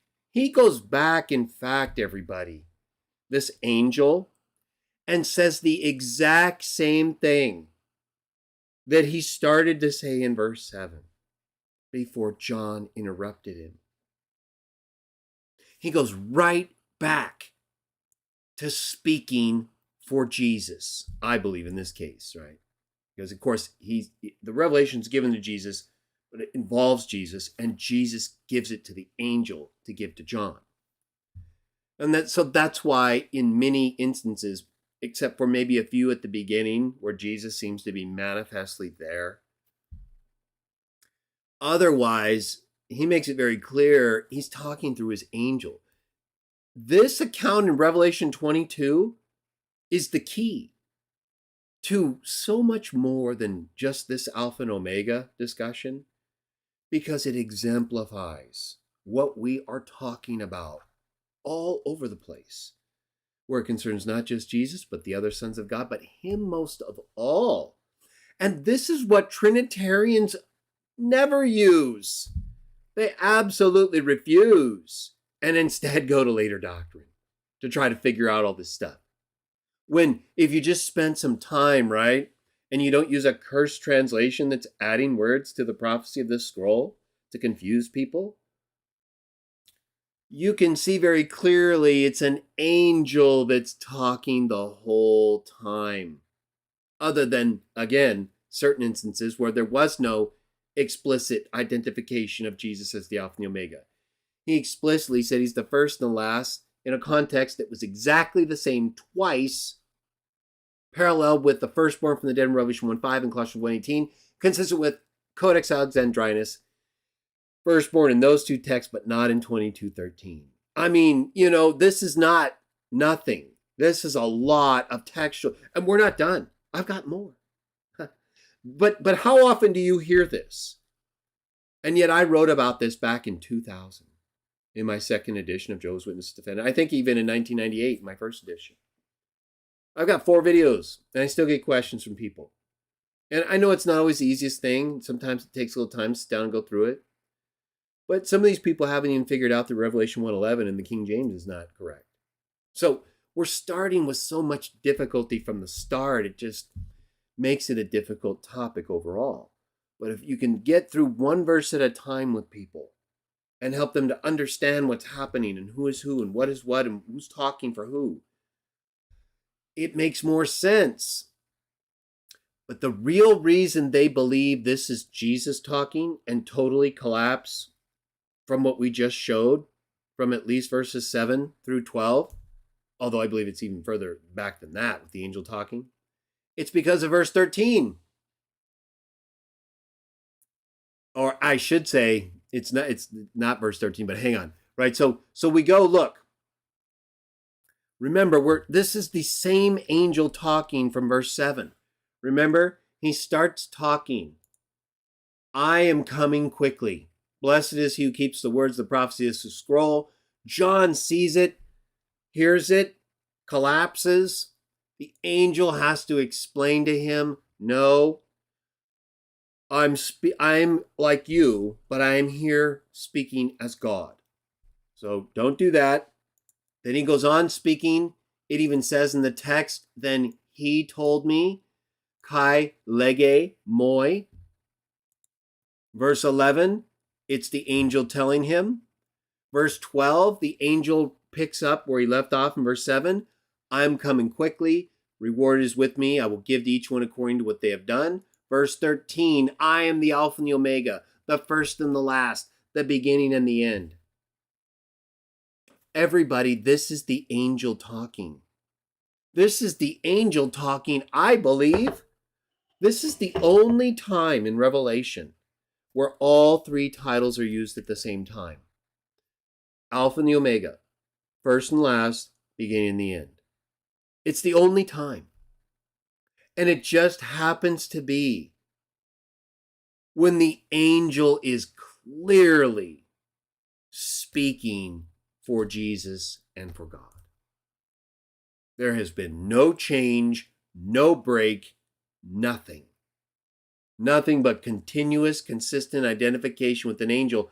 So much so, we know it's not Jesus talking because the angel tells him to stop doing that he's just his fellow slave. And while Jesus might do that in one sense and defer all worship to God, but if you don't think that angel is Jesus, then very clearly a non-Jesus angel speaks as Jesus and as God.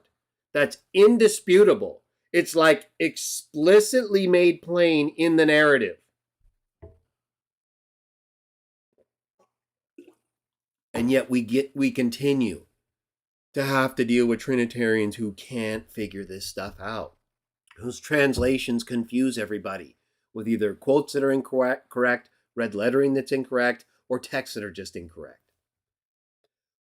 But the reason Trinitarians believe they are justified in seeing this as Jesus talking and not an angel is because of the very next verse. All right, I keep saying I keep forgetting it's one after that. All right, so this is the angel continuing to talk. Blessed are those who wash their robes. Outside are the dogs. It's this verse right here, verse 16. There's no break in the angel talking until verse 16. And Trinitarians, instead of seeing this as like Jesus starting to talk, which is what the use of I followed by a proper name in Revelation always indicates, as I'm going to show you in a moment. Instead of seeing it that way, Trinitarians see verse 16 as identifying the one who's been talking. When we just identified who was talking, did we not? And if we didn't, you explain to me where we failed. Where in our discussion of Revelation 22, 1 through 12, or 1 through 15 even, where in our discussion of Revelation 22, 1 through 15, did we fail to show that the angel who is not Jesus is speaking for Jesus and for God? I don't know how you could not have seen that or understood that to this point. Now we get to verse 16, and Trinitarians say, no, well, it was Jesus talking. See, he's been talking the whole time. I, Jesus. Again, I know you did not just forget the very clear and explicit information that showed very clearly the angel that John started to worship because of the way he was talking in the first person is the one who's talking. And we know that's what's been happening. Now, the question you bring up is, does verse 16 change that? Well, unless you believe Jesus is that angel, okay? And yet, this very verse says, I, Jesus, have sent my angel.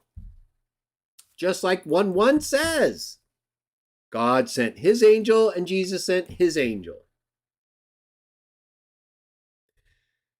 So this would not at all be inconsistent with what we just read explicitly teaches an angel is speaking for Jesus and God, saying, I am coming quickly twice, saying, I am the Alpha and the Omega, the first and the last, the beginning and the end, all three of them. And I believe because he's speaking for God and Jesus. Although, again, in Codex A, there's a difference made there. Whether or not that's consistent with what the angel was doing while speaking for Jesus and God, I can't say, right? Because now we have all three titles for the first time ever in one text being spoken by an angel who is none of those three titles. And we have Jesus explicitly only using one of those titles, first and last. That's the only one Jesus ever uses explicitly. Both times it's contextually limited to his death and resurrection. Both times our best witness, Codex A, uses firstborn, consistent with 1:5 and Colossians 1:18. And in neither instance, Revelation 1:17 and 2:8, is Alpha and the Omega and beginning and end used. In Revelation 1:8, Alpha and the Omega is used of the one who is, who was, and who is coming, who is distinct from Jesus just a couple verses earlier in verses 4 and 5. Revelation 1:11 isn't even in the discussion. It's only in a cursed Bible. So, now we get to this I, Jesus. Right after the angel appears to be speaking for both God and Jesus, at least clearly contextually. Here, when Jesus is explicitly identified, he's called the root and the offspring of David and the bright morning star, which is a reference to the sons of God as morning stars in the book of Job, chapter 38. So the question now is, well, what about this I, Jesus, right after it appears like someone was talking, I am coming quickly like Jesus, and I am the Alpha and the Omega like God? Again, we just explicitly showed it was an angel that refused the worship John was going to give it because of the way it was talking for Jesus and God. So there's no way this personal pronoun and name where Jesus speaks in verse 16 it changes that at all. Again, not unless you believe Jesus is an angel who shouldn't be worshipped in the way that John tried to. And so I believe that alone defeats the connection that Trinitarians try to make from verse 16 to the preceding. It's just not there. But in fact, this very use of I followed by a proper name, I believe proves there's a difference. That whenever we have I followed by a proper name in Revelation, showing someone is speaking from the first person, there's a difference.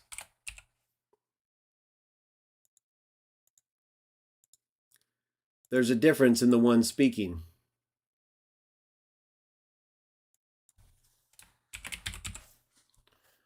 And I'm going to show you that very clearly. So we can see here in Revelation 22:16, I, Jesus, right? Right after what we clearly showed was an angel speaking for Jesus and for God. Trinitarians try to claim Jesus was speaking because of what verse 16 is saying right here. But yet, if we look at the way that these expressions are used, if we go back, for example, let's go back to Revelation 1:8, right? So here in 1:8, Trinitarians, we have God speaking. We read this earlier. I am the Alpha and the Omega, says the Lord God, who is, who was, and who is to come. The Almighty. Right? You agree with that? Well, what about verse 9? I, John.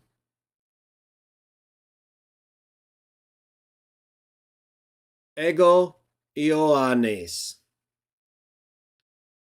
Trinitarians, right here you have an example of a first person personal pronoun and a proper name immediately marking a speaker right after God speaks as the Alpha and the Omega. And you do not identify John with the preceding speaker. Why? Why would you only choose to do that in Revelation 22?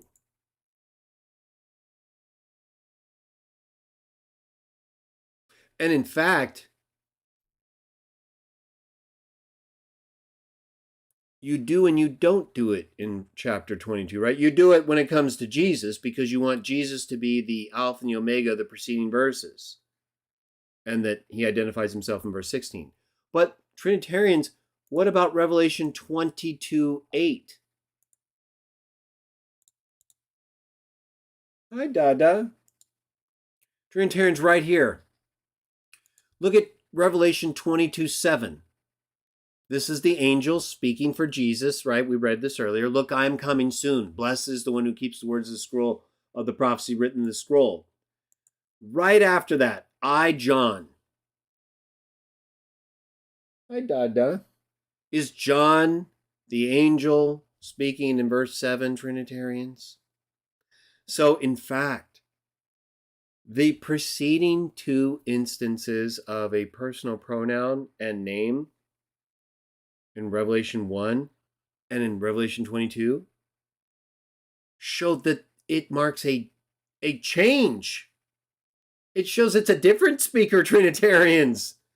So when we go to Revelation 16, this is proving, in addition to the narrative that explicitly shows it is another angel, right? Based on the way Revelation presents first-person pronoun speakers' proper names, we would have to conclude this shows clearly Jesus was not speaking, which we already know is true, right? So this is really it, everybody, in terms of the New Testament texts. The only one where God is clearly speaking or appears to use first and last is when an angel is talking for him. And that could be the angel talking for Jesus as the first and last. The only descriptions explicitly tied to him in Revelation of these three. So this is Revelation 22:13, right? This is 3 verses before 16, and we get the I, Jesus. This is deep into the angel speaking for John as Jesus and as God. And so we get to verse 13. To me, it almost seems like the angel's speaking for both of them, or for God in a compound way that Codex A marked off as different, and that we can clearly see, right? Again, the context is totally different. This has nothing to do with death and resurrection. And in fact, Trinitarians, that in and of itself, right? This whole idea of dying. Remember what Jesus said. We're going to take a look at a couple texts from Isaiah and wrap this up. Both of these, first and last, are tied to him dying. I was dead and came alive, right? And then chapter 2, verse 8. Who died and came to life. He was made a life-giving spirit. He was dead completely, Trinitarians. That's how you're made a life-giving spirit, because you were dead. You weren't a life-giving spirit. You died. You know, like people die and their spirit returns to God and the body returns to dust. Well, Jesus' spirit returned to God. Father, into your hands I entrust my spirit, just like everybody else's spirit. And once the spirit returned to God, he gave it a new body, a spiritual body, into which he appeared to other spirits in prison before he raised his physical body on the third day and appeared in it to many. But this dying and coming to life, Trinitarians, that's not something God can do. And you say, well, he was a man. But again, he was made a life-giving spirit. So no, it wasn't just death as a man. He died completely. That's what death is. Humans give their spirit back to the God who gave it, and so did Jesus. And then God can choose to give it a new body if he decides. Jesus died, Trinitarians. He was not alive. He was not always God. He died. He had to be made alive in the spirit, a life-giving spirit. 1 Corinthians 15:45. Well, you can't be made a life-giving spirit unless you were dead. You would always already be a life-giving spirit, and so there'd be no point in using the description made alive, made a life-giving. That indicates you were not a life-giving spirit. You were not alive. You were dead. God can't die, Trinitarians. You should have learned that a long time ago. Habakkuk 1:12. In a morally bankrupt translation that reads, Lord in all capitals, are you not from everlasting, my God, my Holy One? You will never die, Trinitarians. And same in the Greek. Kai ou me apatha nomen. Kyrie. Ais krima tetaxas auta. So, clearly, Jesus is not claiming to be the God of the Old Testament in Revelation 1:17-18 and Revelation 2:8, where he only uses first and last. And in Codex A, it's not even first and last, it's firstborn and last. In a context that both times is limited to him dying and coming alive, never with Alpha and Omega, or even beginning and end. And it's inconsistent with God being able to ever die. Now, what about this question of other texts that supposedly use this first and last expression in Revelation, like in Isaiah? There's a couple. Let's take a look at them. Isaiah 41. Isaiah 41. We're getting close to being done, everyone. I thank you for joining me. We had a lot to cover, but I wanted to get through it so that we could discuss this information, right? So we have first and last, other than in Codex A, firstborn and last in Revelation 1:17 and 2:8. We have first and last in Codex A, not firstborn, in Revelation 22:13. So is first and last when Jesus uses it in Revelation 1:17 and 2:8? Or even when God uses it, or it could be for Jesus though, right? In Revelation 22:13, because that's the angel talking. We proved it. So the angel could very well be as he is, right? In verse 7, I'm coming quickly. And then again at the start of verse 13. So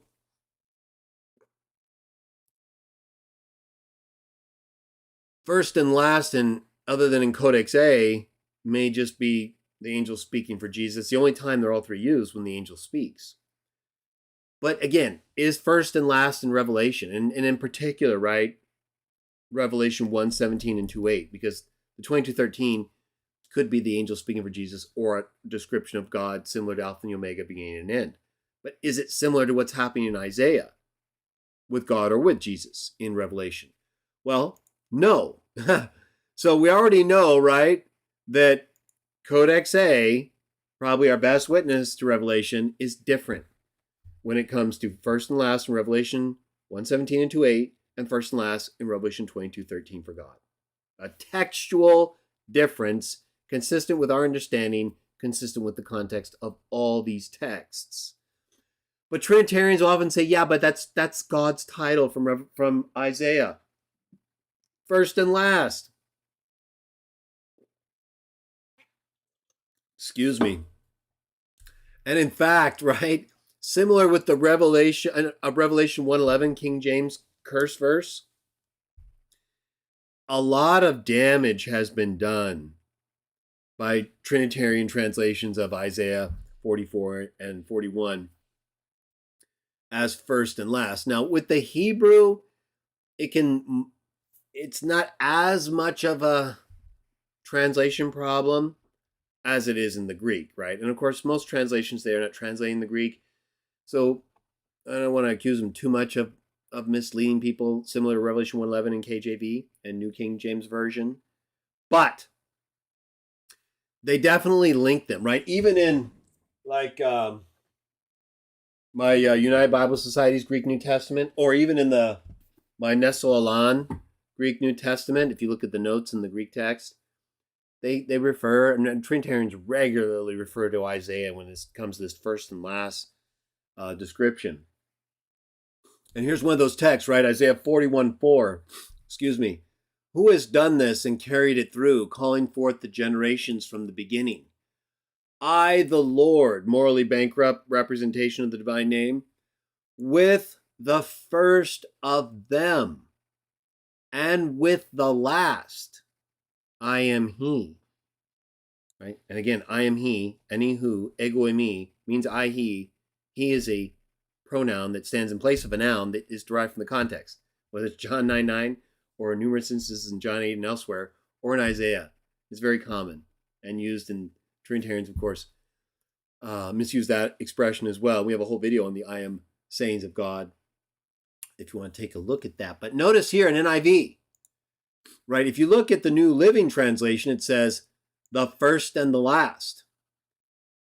If you look at the New American Standard, I am the first and with the last. King James, the first and with the last.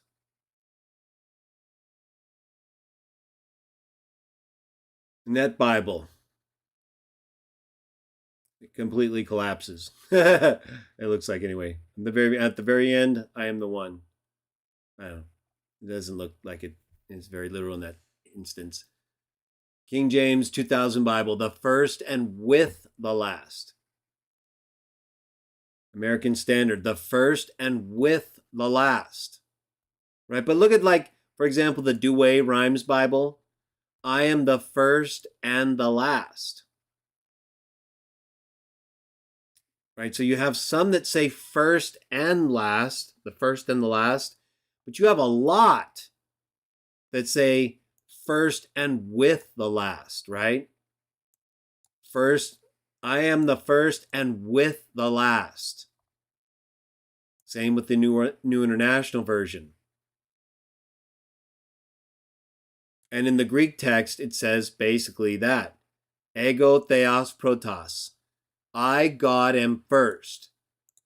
And kai heis ta ep erkamana ego eimi.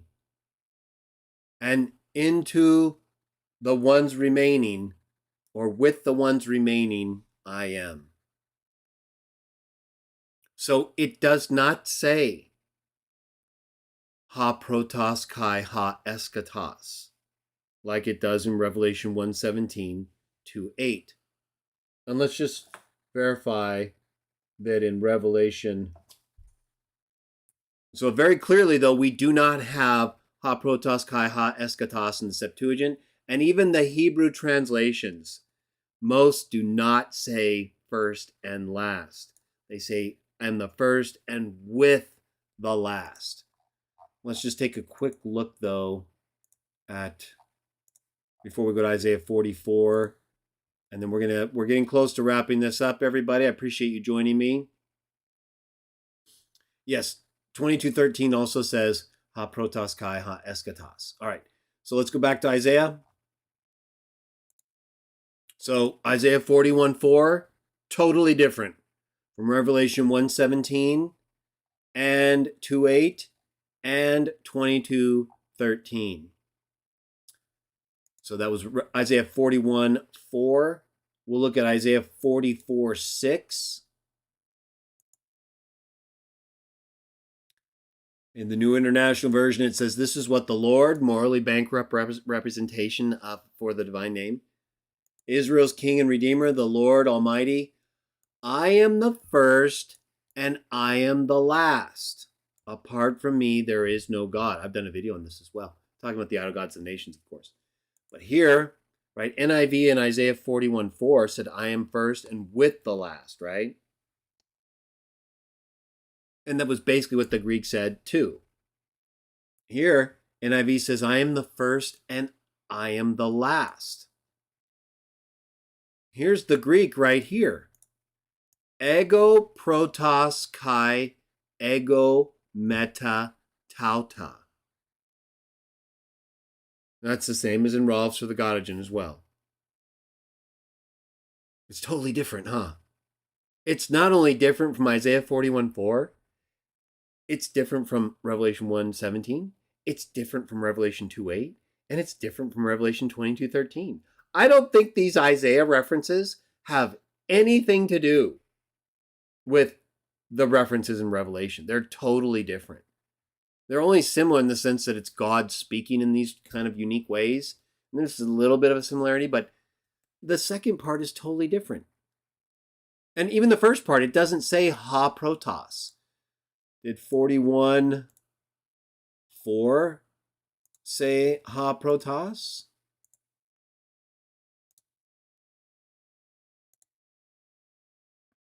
No, it just says protos. And then it said kai eis ta ep kamena. Right? So that's totally different than ha eschatos. It's not a title. There's not even really, it's not used with the article here or in Isaiah 44. And it's totally different as well in Isaiah 44:6. Right? Look what it says right here. Ego protos kai ego meta tauta. I am first and I am with these. Or I am with the ones that remain. I'm with these ones. Let's just make sure that we have the same in Rolf's.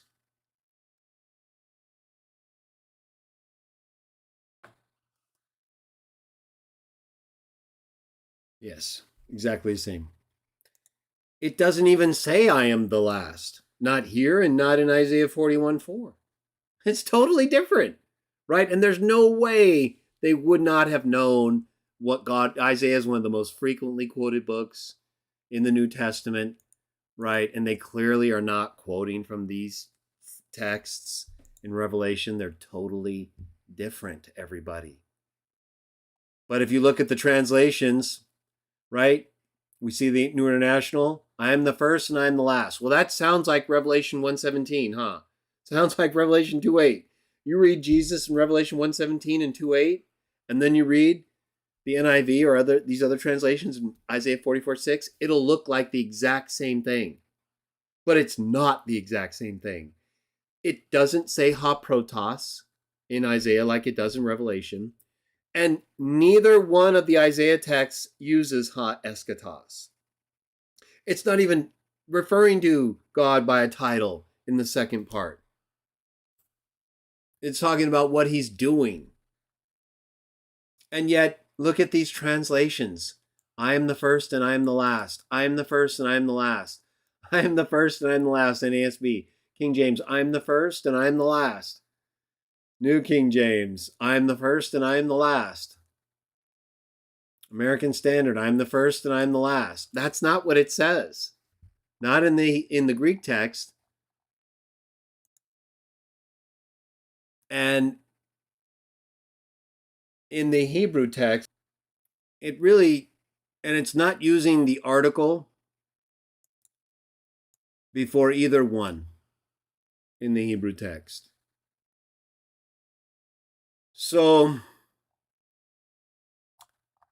there is absolutely no relationship whatsoever, in my opinion, between the text in Isaiah 41 and 44 and Jesus or God, if that's God in verse 13 and 22 and not the angel speaking for Jesus as the first and last.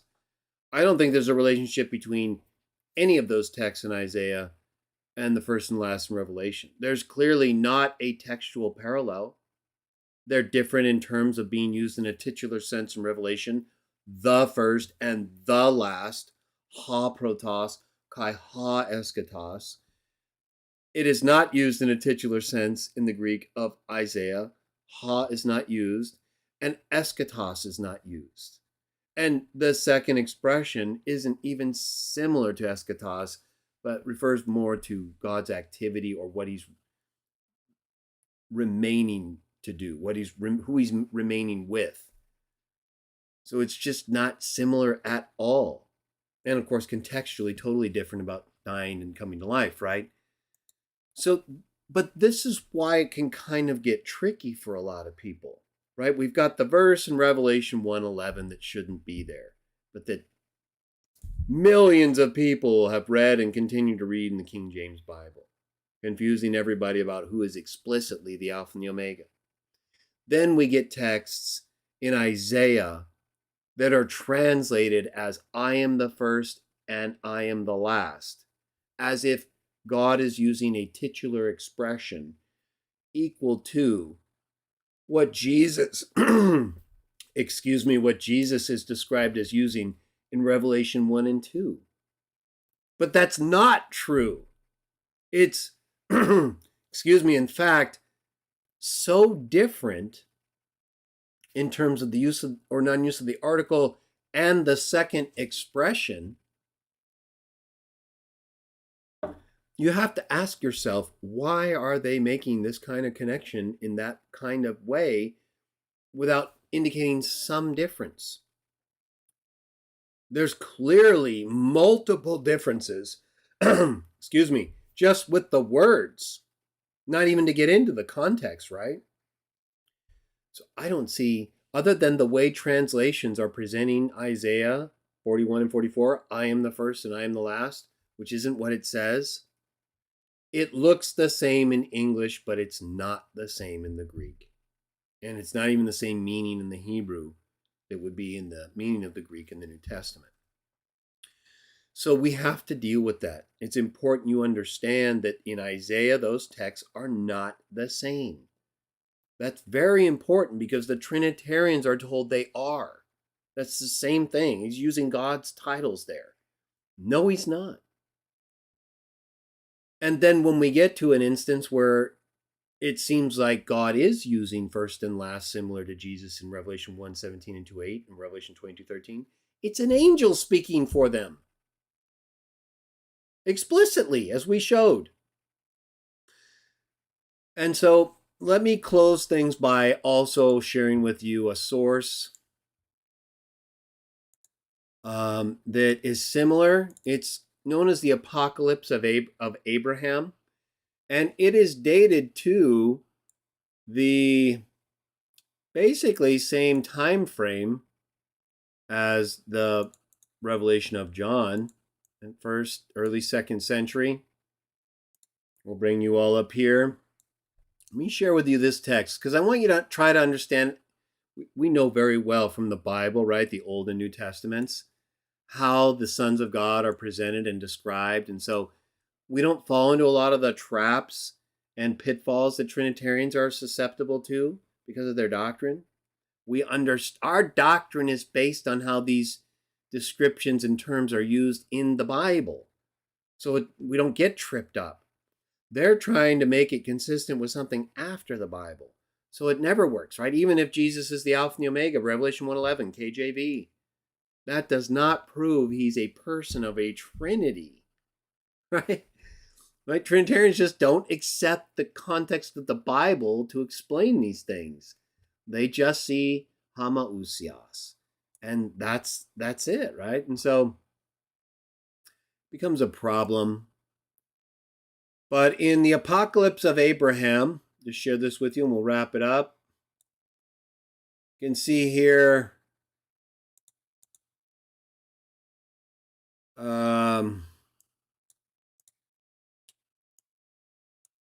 this angel is talking and says, while I was still lying still on my face upon the earth, I heard the voice of the Holy One speaking, right?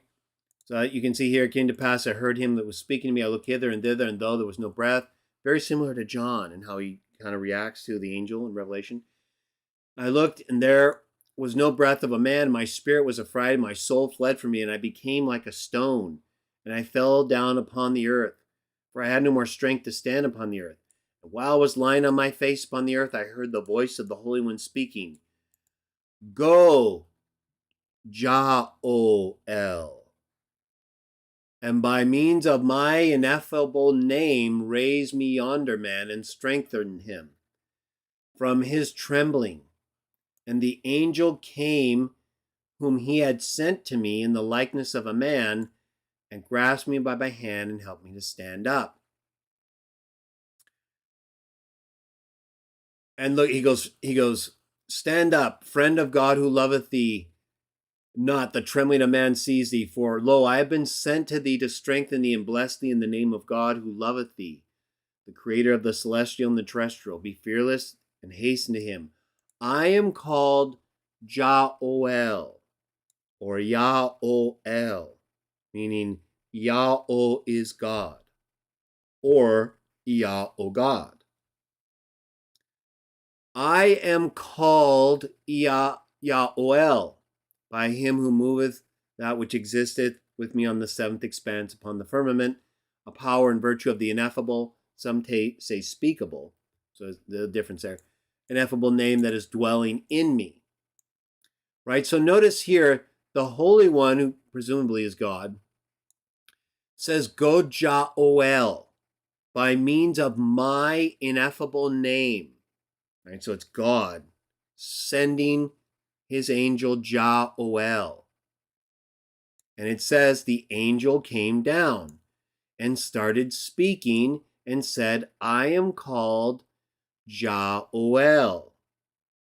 Right? This is God's angel called Jael, being sent by God.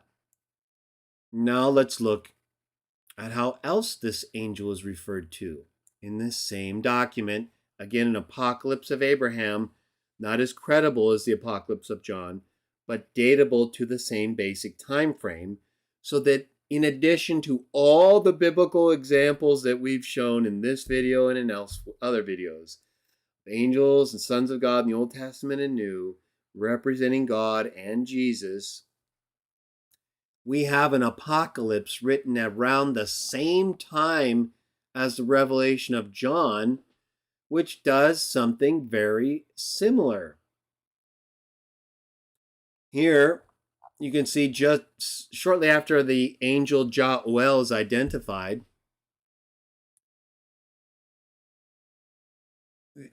there is an angel teaching. It says, and he said to me, only worship Abraham and utter the song which I have taught thee, because there was no earth to fall upon, and I worshipped only and uttered the song which he had taught me. And he said, recite without ceasing. And I recited, this angel talking, Abraham talking, or who's depicted as Abraham. And he also himself with me recited the song. Now the angel Jael and Abraham reciting the song. I believe it's the angel Jael. I'd have to verify if it's the same angel through the account here, but I believe it is. Either way, this is the song that this angel and Abraham are reciting together. And remember that we read that Yael is an angel of God who has his name in him. Here the song is, Eternal, mighty, holy El, God alone supreme.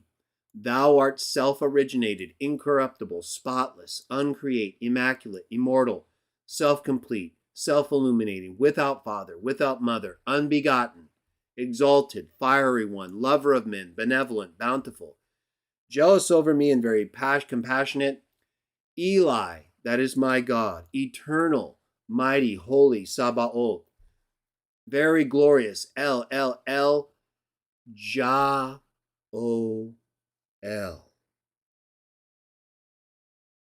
Thou art whom my soul has loved, eternal protector, shining like fire. So you see, the angel, just like it said in chapter 10 that we read earlier in this Apocalypse of Abraham, had God's name in him. And God referred to him by that name. But it's actually God's name. The angel said to Abraham, I am Jah-O-El. Right after God called him by that name and gave him the ineffable name and sent him to teach his will. Here we can see God spoken to directly with that very same name. That does not identify the angel Jah-O-El with Jah-O-El. This is very similar to what happens in the Revelation. It's a different type of Christian document. It's not accepted, but it's from the same basic time, showing that even in a separate writing from others, they were using very similar means of representation involving angelic beings without necessarily identifying that angel as God. Very similar to Exodus 23 as well, right? When the angel is given God's name and then effectively is God to the Israelites thereafter. So I wanted to share that with you as well, so you have some contemporaneous source material to also use to reference to show Trinitarians that in the Bible, there's one God the Father. There is, to us, one God the Father. Jehovah our God, Yahuwah our God, Yahweh our God is one. One person, Trinitarians. There's nothing in the Bible that tells us that we're supposed to understand person any differently from an individual, distinct being, whether spirit or human. There's nothing in the Bible that teaches a metaphysic consistent with the Trinity or Constantine's homoousios. And when the Bible presents individuals, sons of God like Jesus or other angels, as speaking for Jesus or for God, that's what they're doing. They're speaking for and as God, something that they have been doing since the beginning and all throughout the Old and New Testaments, including the book of Revelation and the titles, Alpha and Omega, first and last, and beginning and end. None of those texts are consistent with the Trinity. They don't even explicitly identify Jesus as the Alpha and the Omega. None of them. They do explicitly identify him as the first and the last, but not using the same terms as used by God in Isaiah 41 or 44. And in each time, they are contextually limited to his death and resurrection, different from the use of the terms, same terms in Revelation 22:13, that the angel speaking for Jesus and God uses. And in our best witness to Revelation, there is a textual difference showing that when Jesus calls himself the first and last in Revelation 1 and 2, it is absolutely related to his death and resurrection as the firstborn from the dead. that's what Codex Vaticanus uses, not in 2213, even though it's possible that that could be the same thing. It just wasn't seen that way by Codex A scribe. But perhaps the angel was speaking for Jesus there as well. Certainly speaking for God, like we proved, and Jesus, like we proved in Revelation 22, 7 through 13. I am coming quickly. I am the Alpha and the Omega. That's God and Jesus, and that's an angel speaking for both of them. So I don't see any reason why he couldn't do the same thing in verse 13. And that could explain why he uses the title that's limited and exclusive for Jesus in chapters 1 and 2, because he's speaking for both God and Jesus in verse 13, just like verses 7 through 13. So once you understand that and how the Bible presents the sons of God and their relationship with each other, apart from Trinitarianism, it's really not a problem. Once you get past some of these textual issues and translation issues that are a problem, make it kind of tough to communicate with people, whether it's Revelation 1:11 in the KJV or New KJV, or the way they translate Isaiah 41:4 and Isaiah 44:6, those are some things you have to be aware of, because we're dealing with limited texts and translations that most people are not educated about. And it takes videos like this and effort by people like me and you to try to help Trinitarians to see what's taking place in these texts where Jesus and God and their angel speak as the Alpha and the Omega, first and last, beginning and end in Revelation, but that is totally different in every instance from how God speaks of himself as the first and last, or with those who remain, in Isaiah 44 and 41. So I hope this has been helpful to you, educational and uplifting in your faith.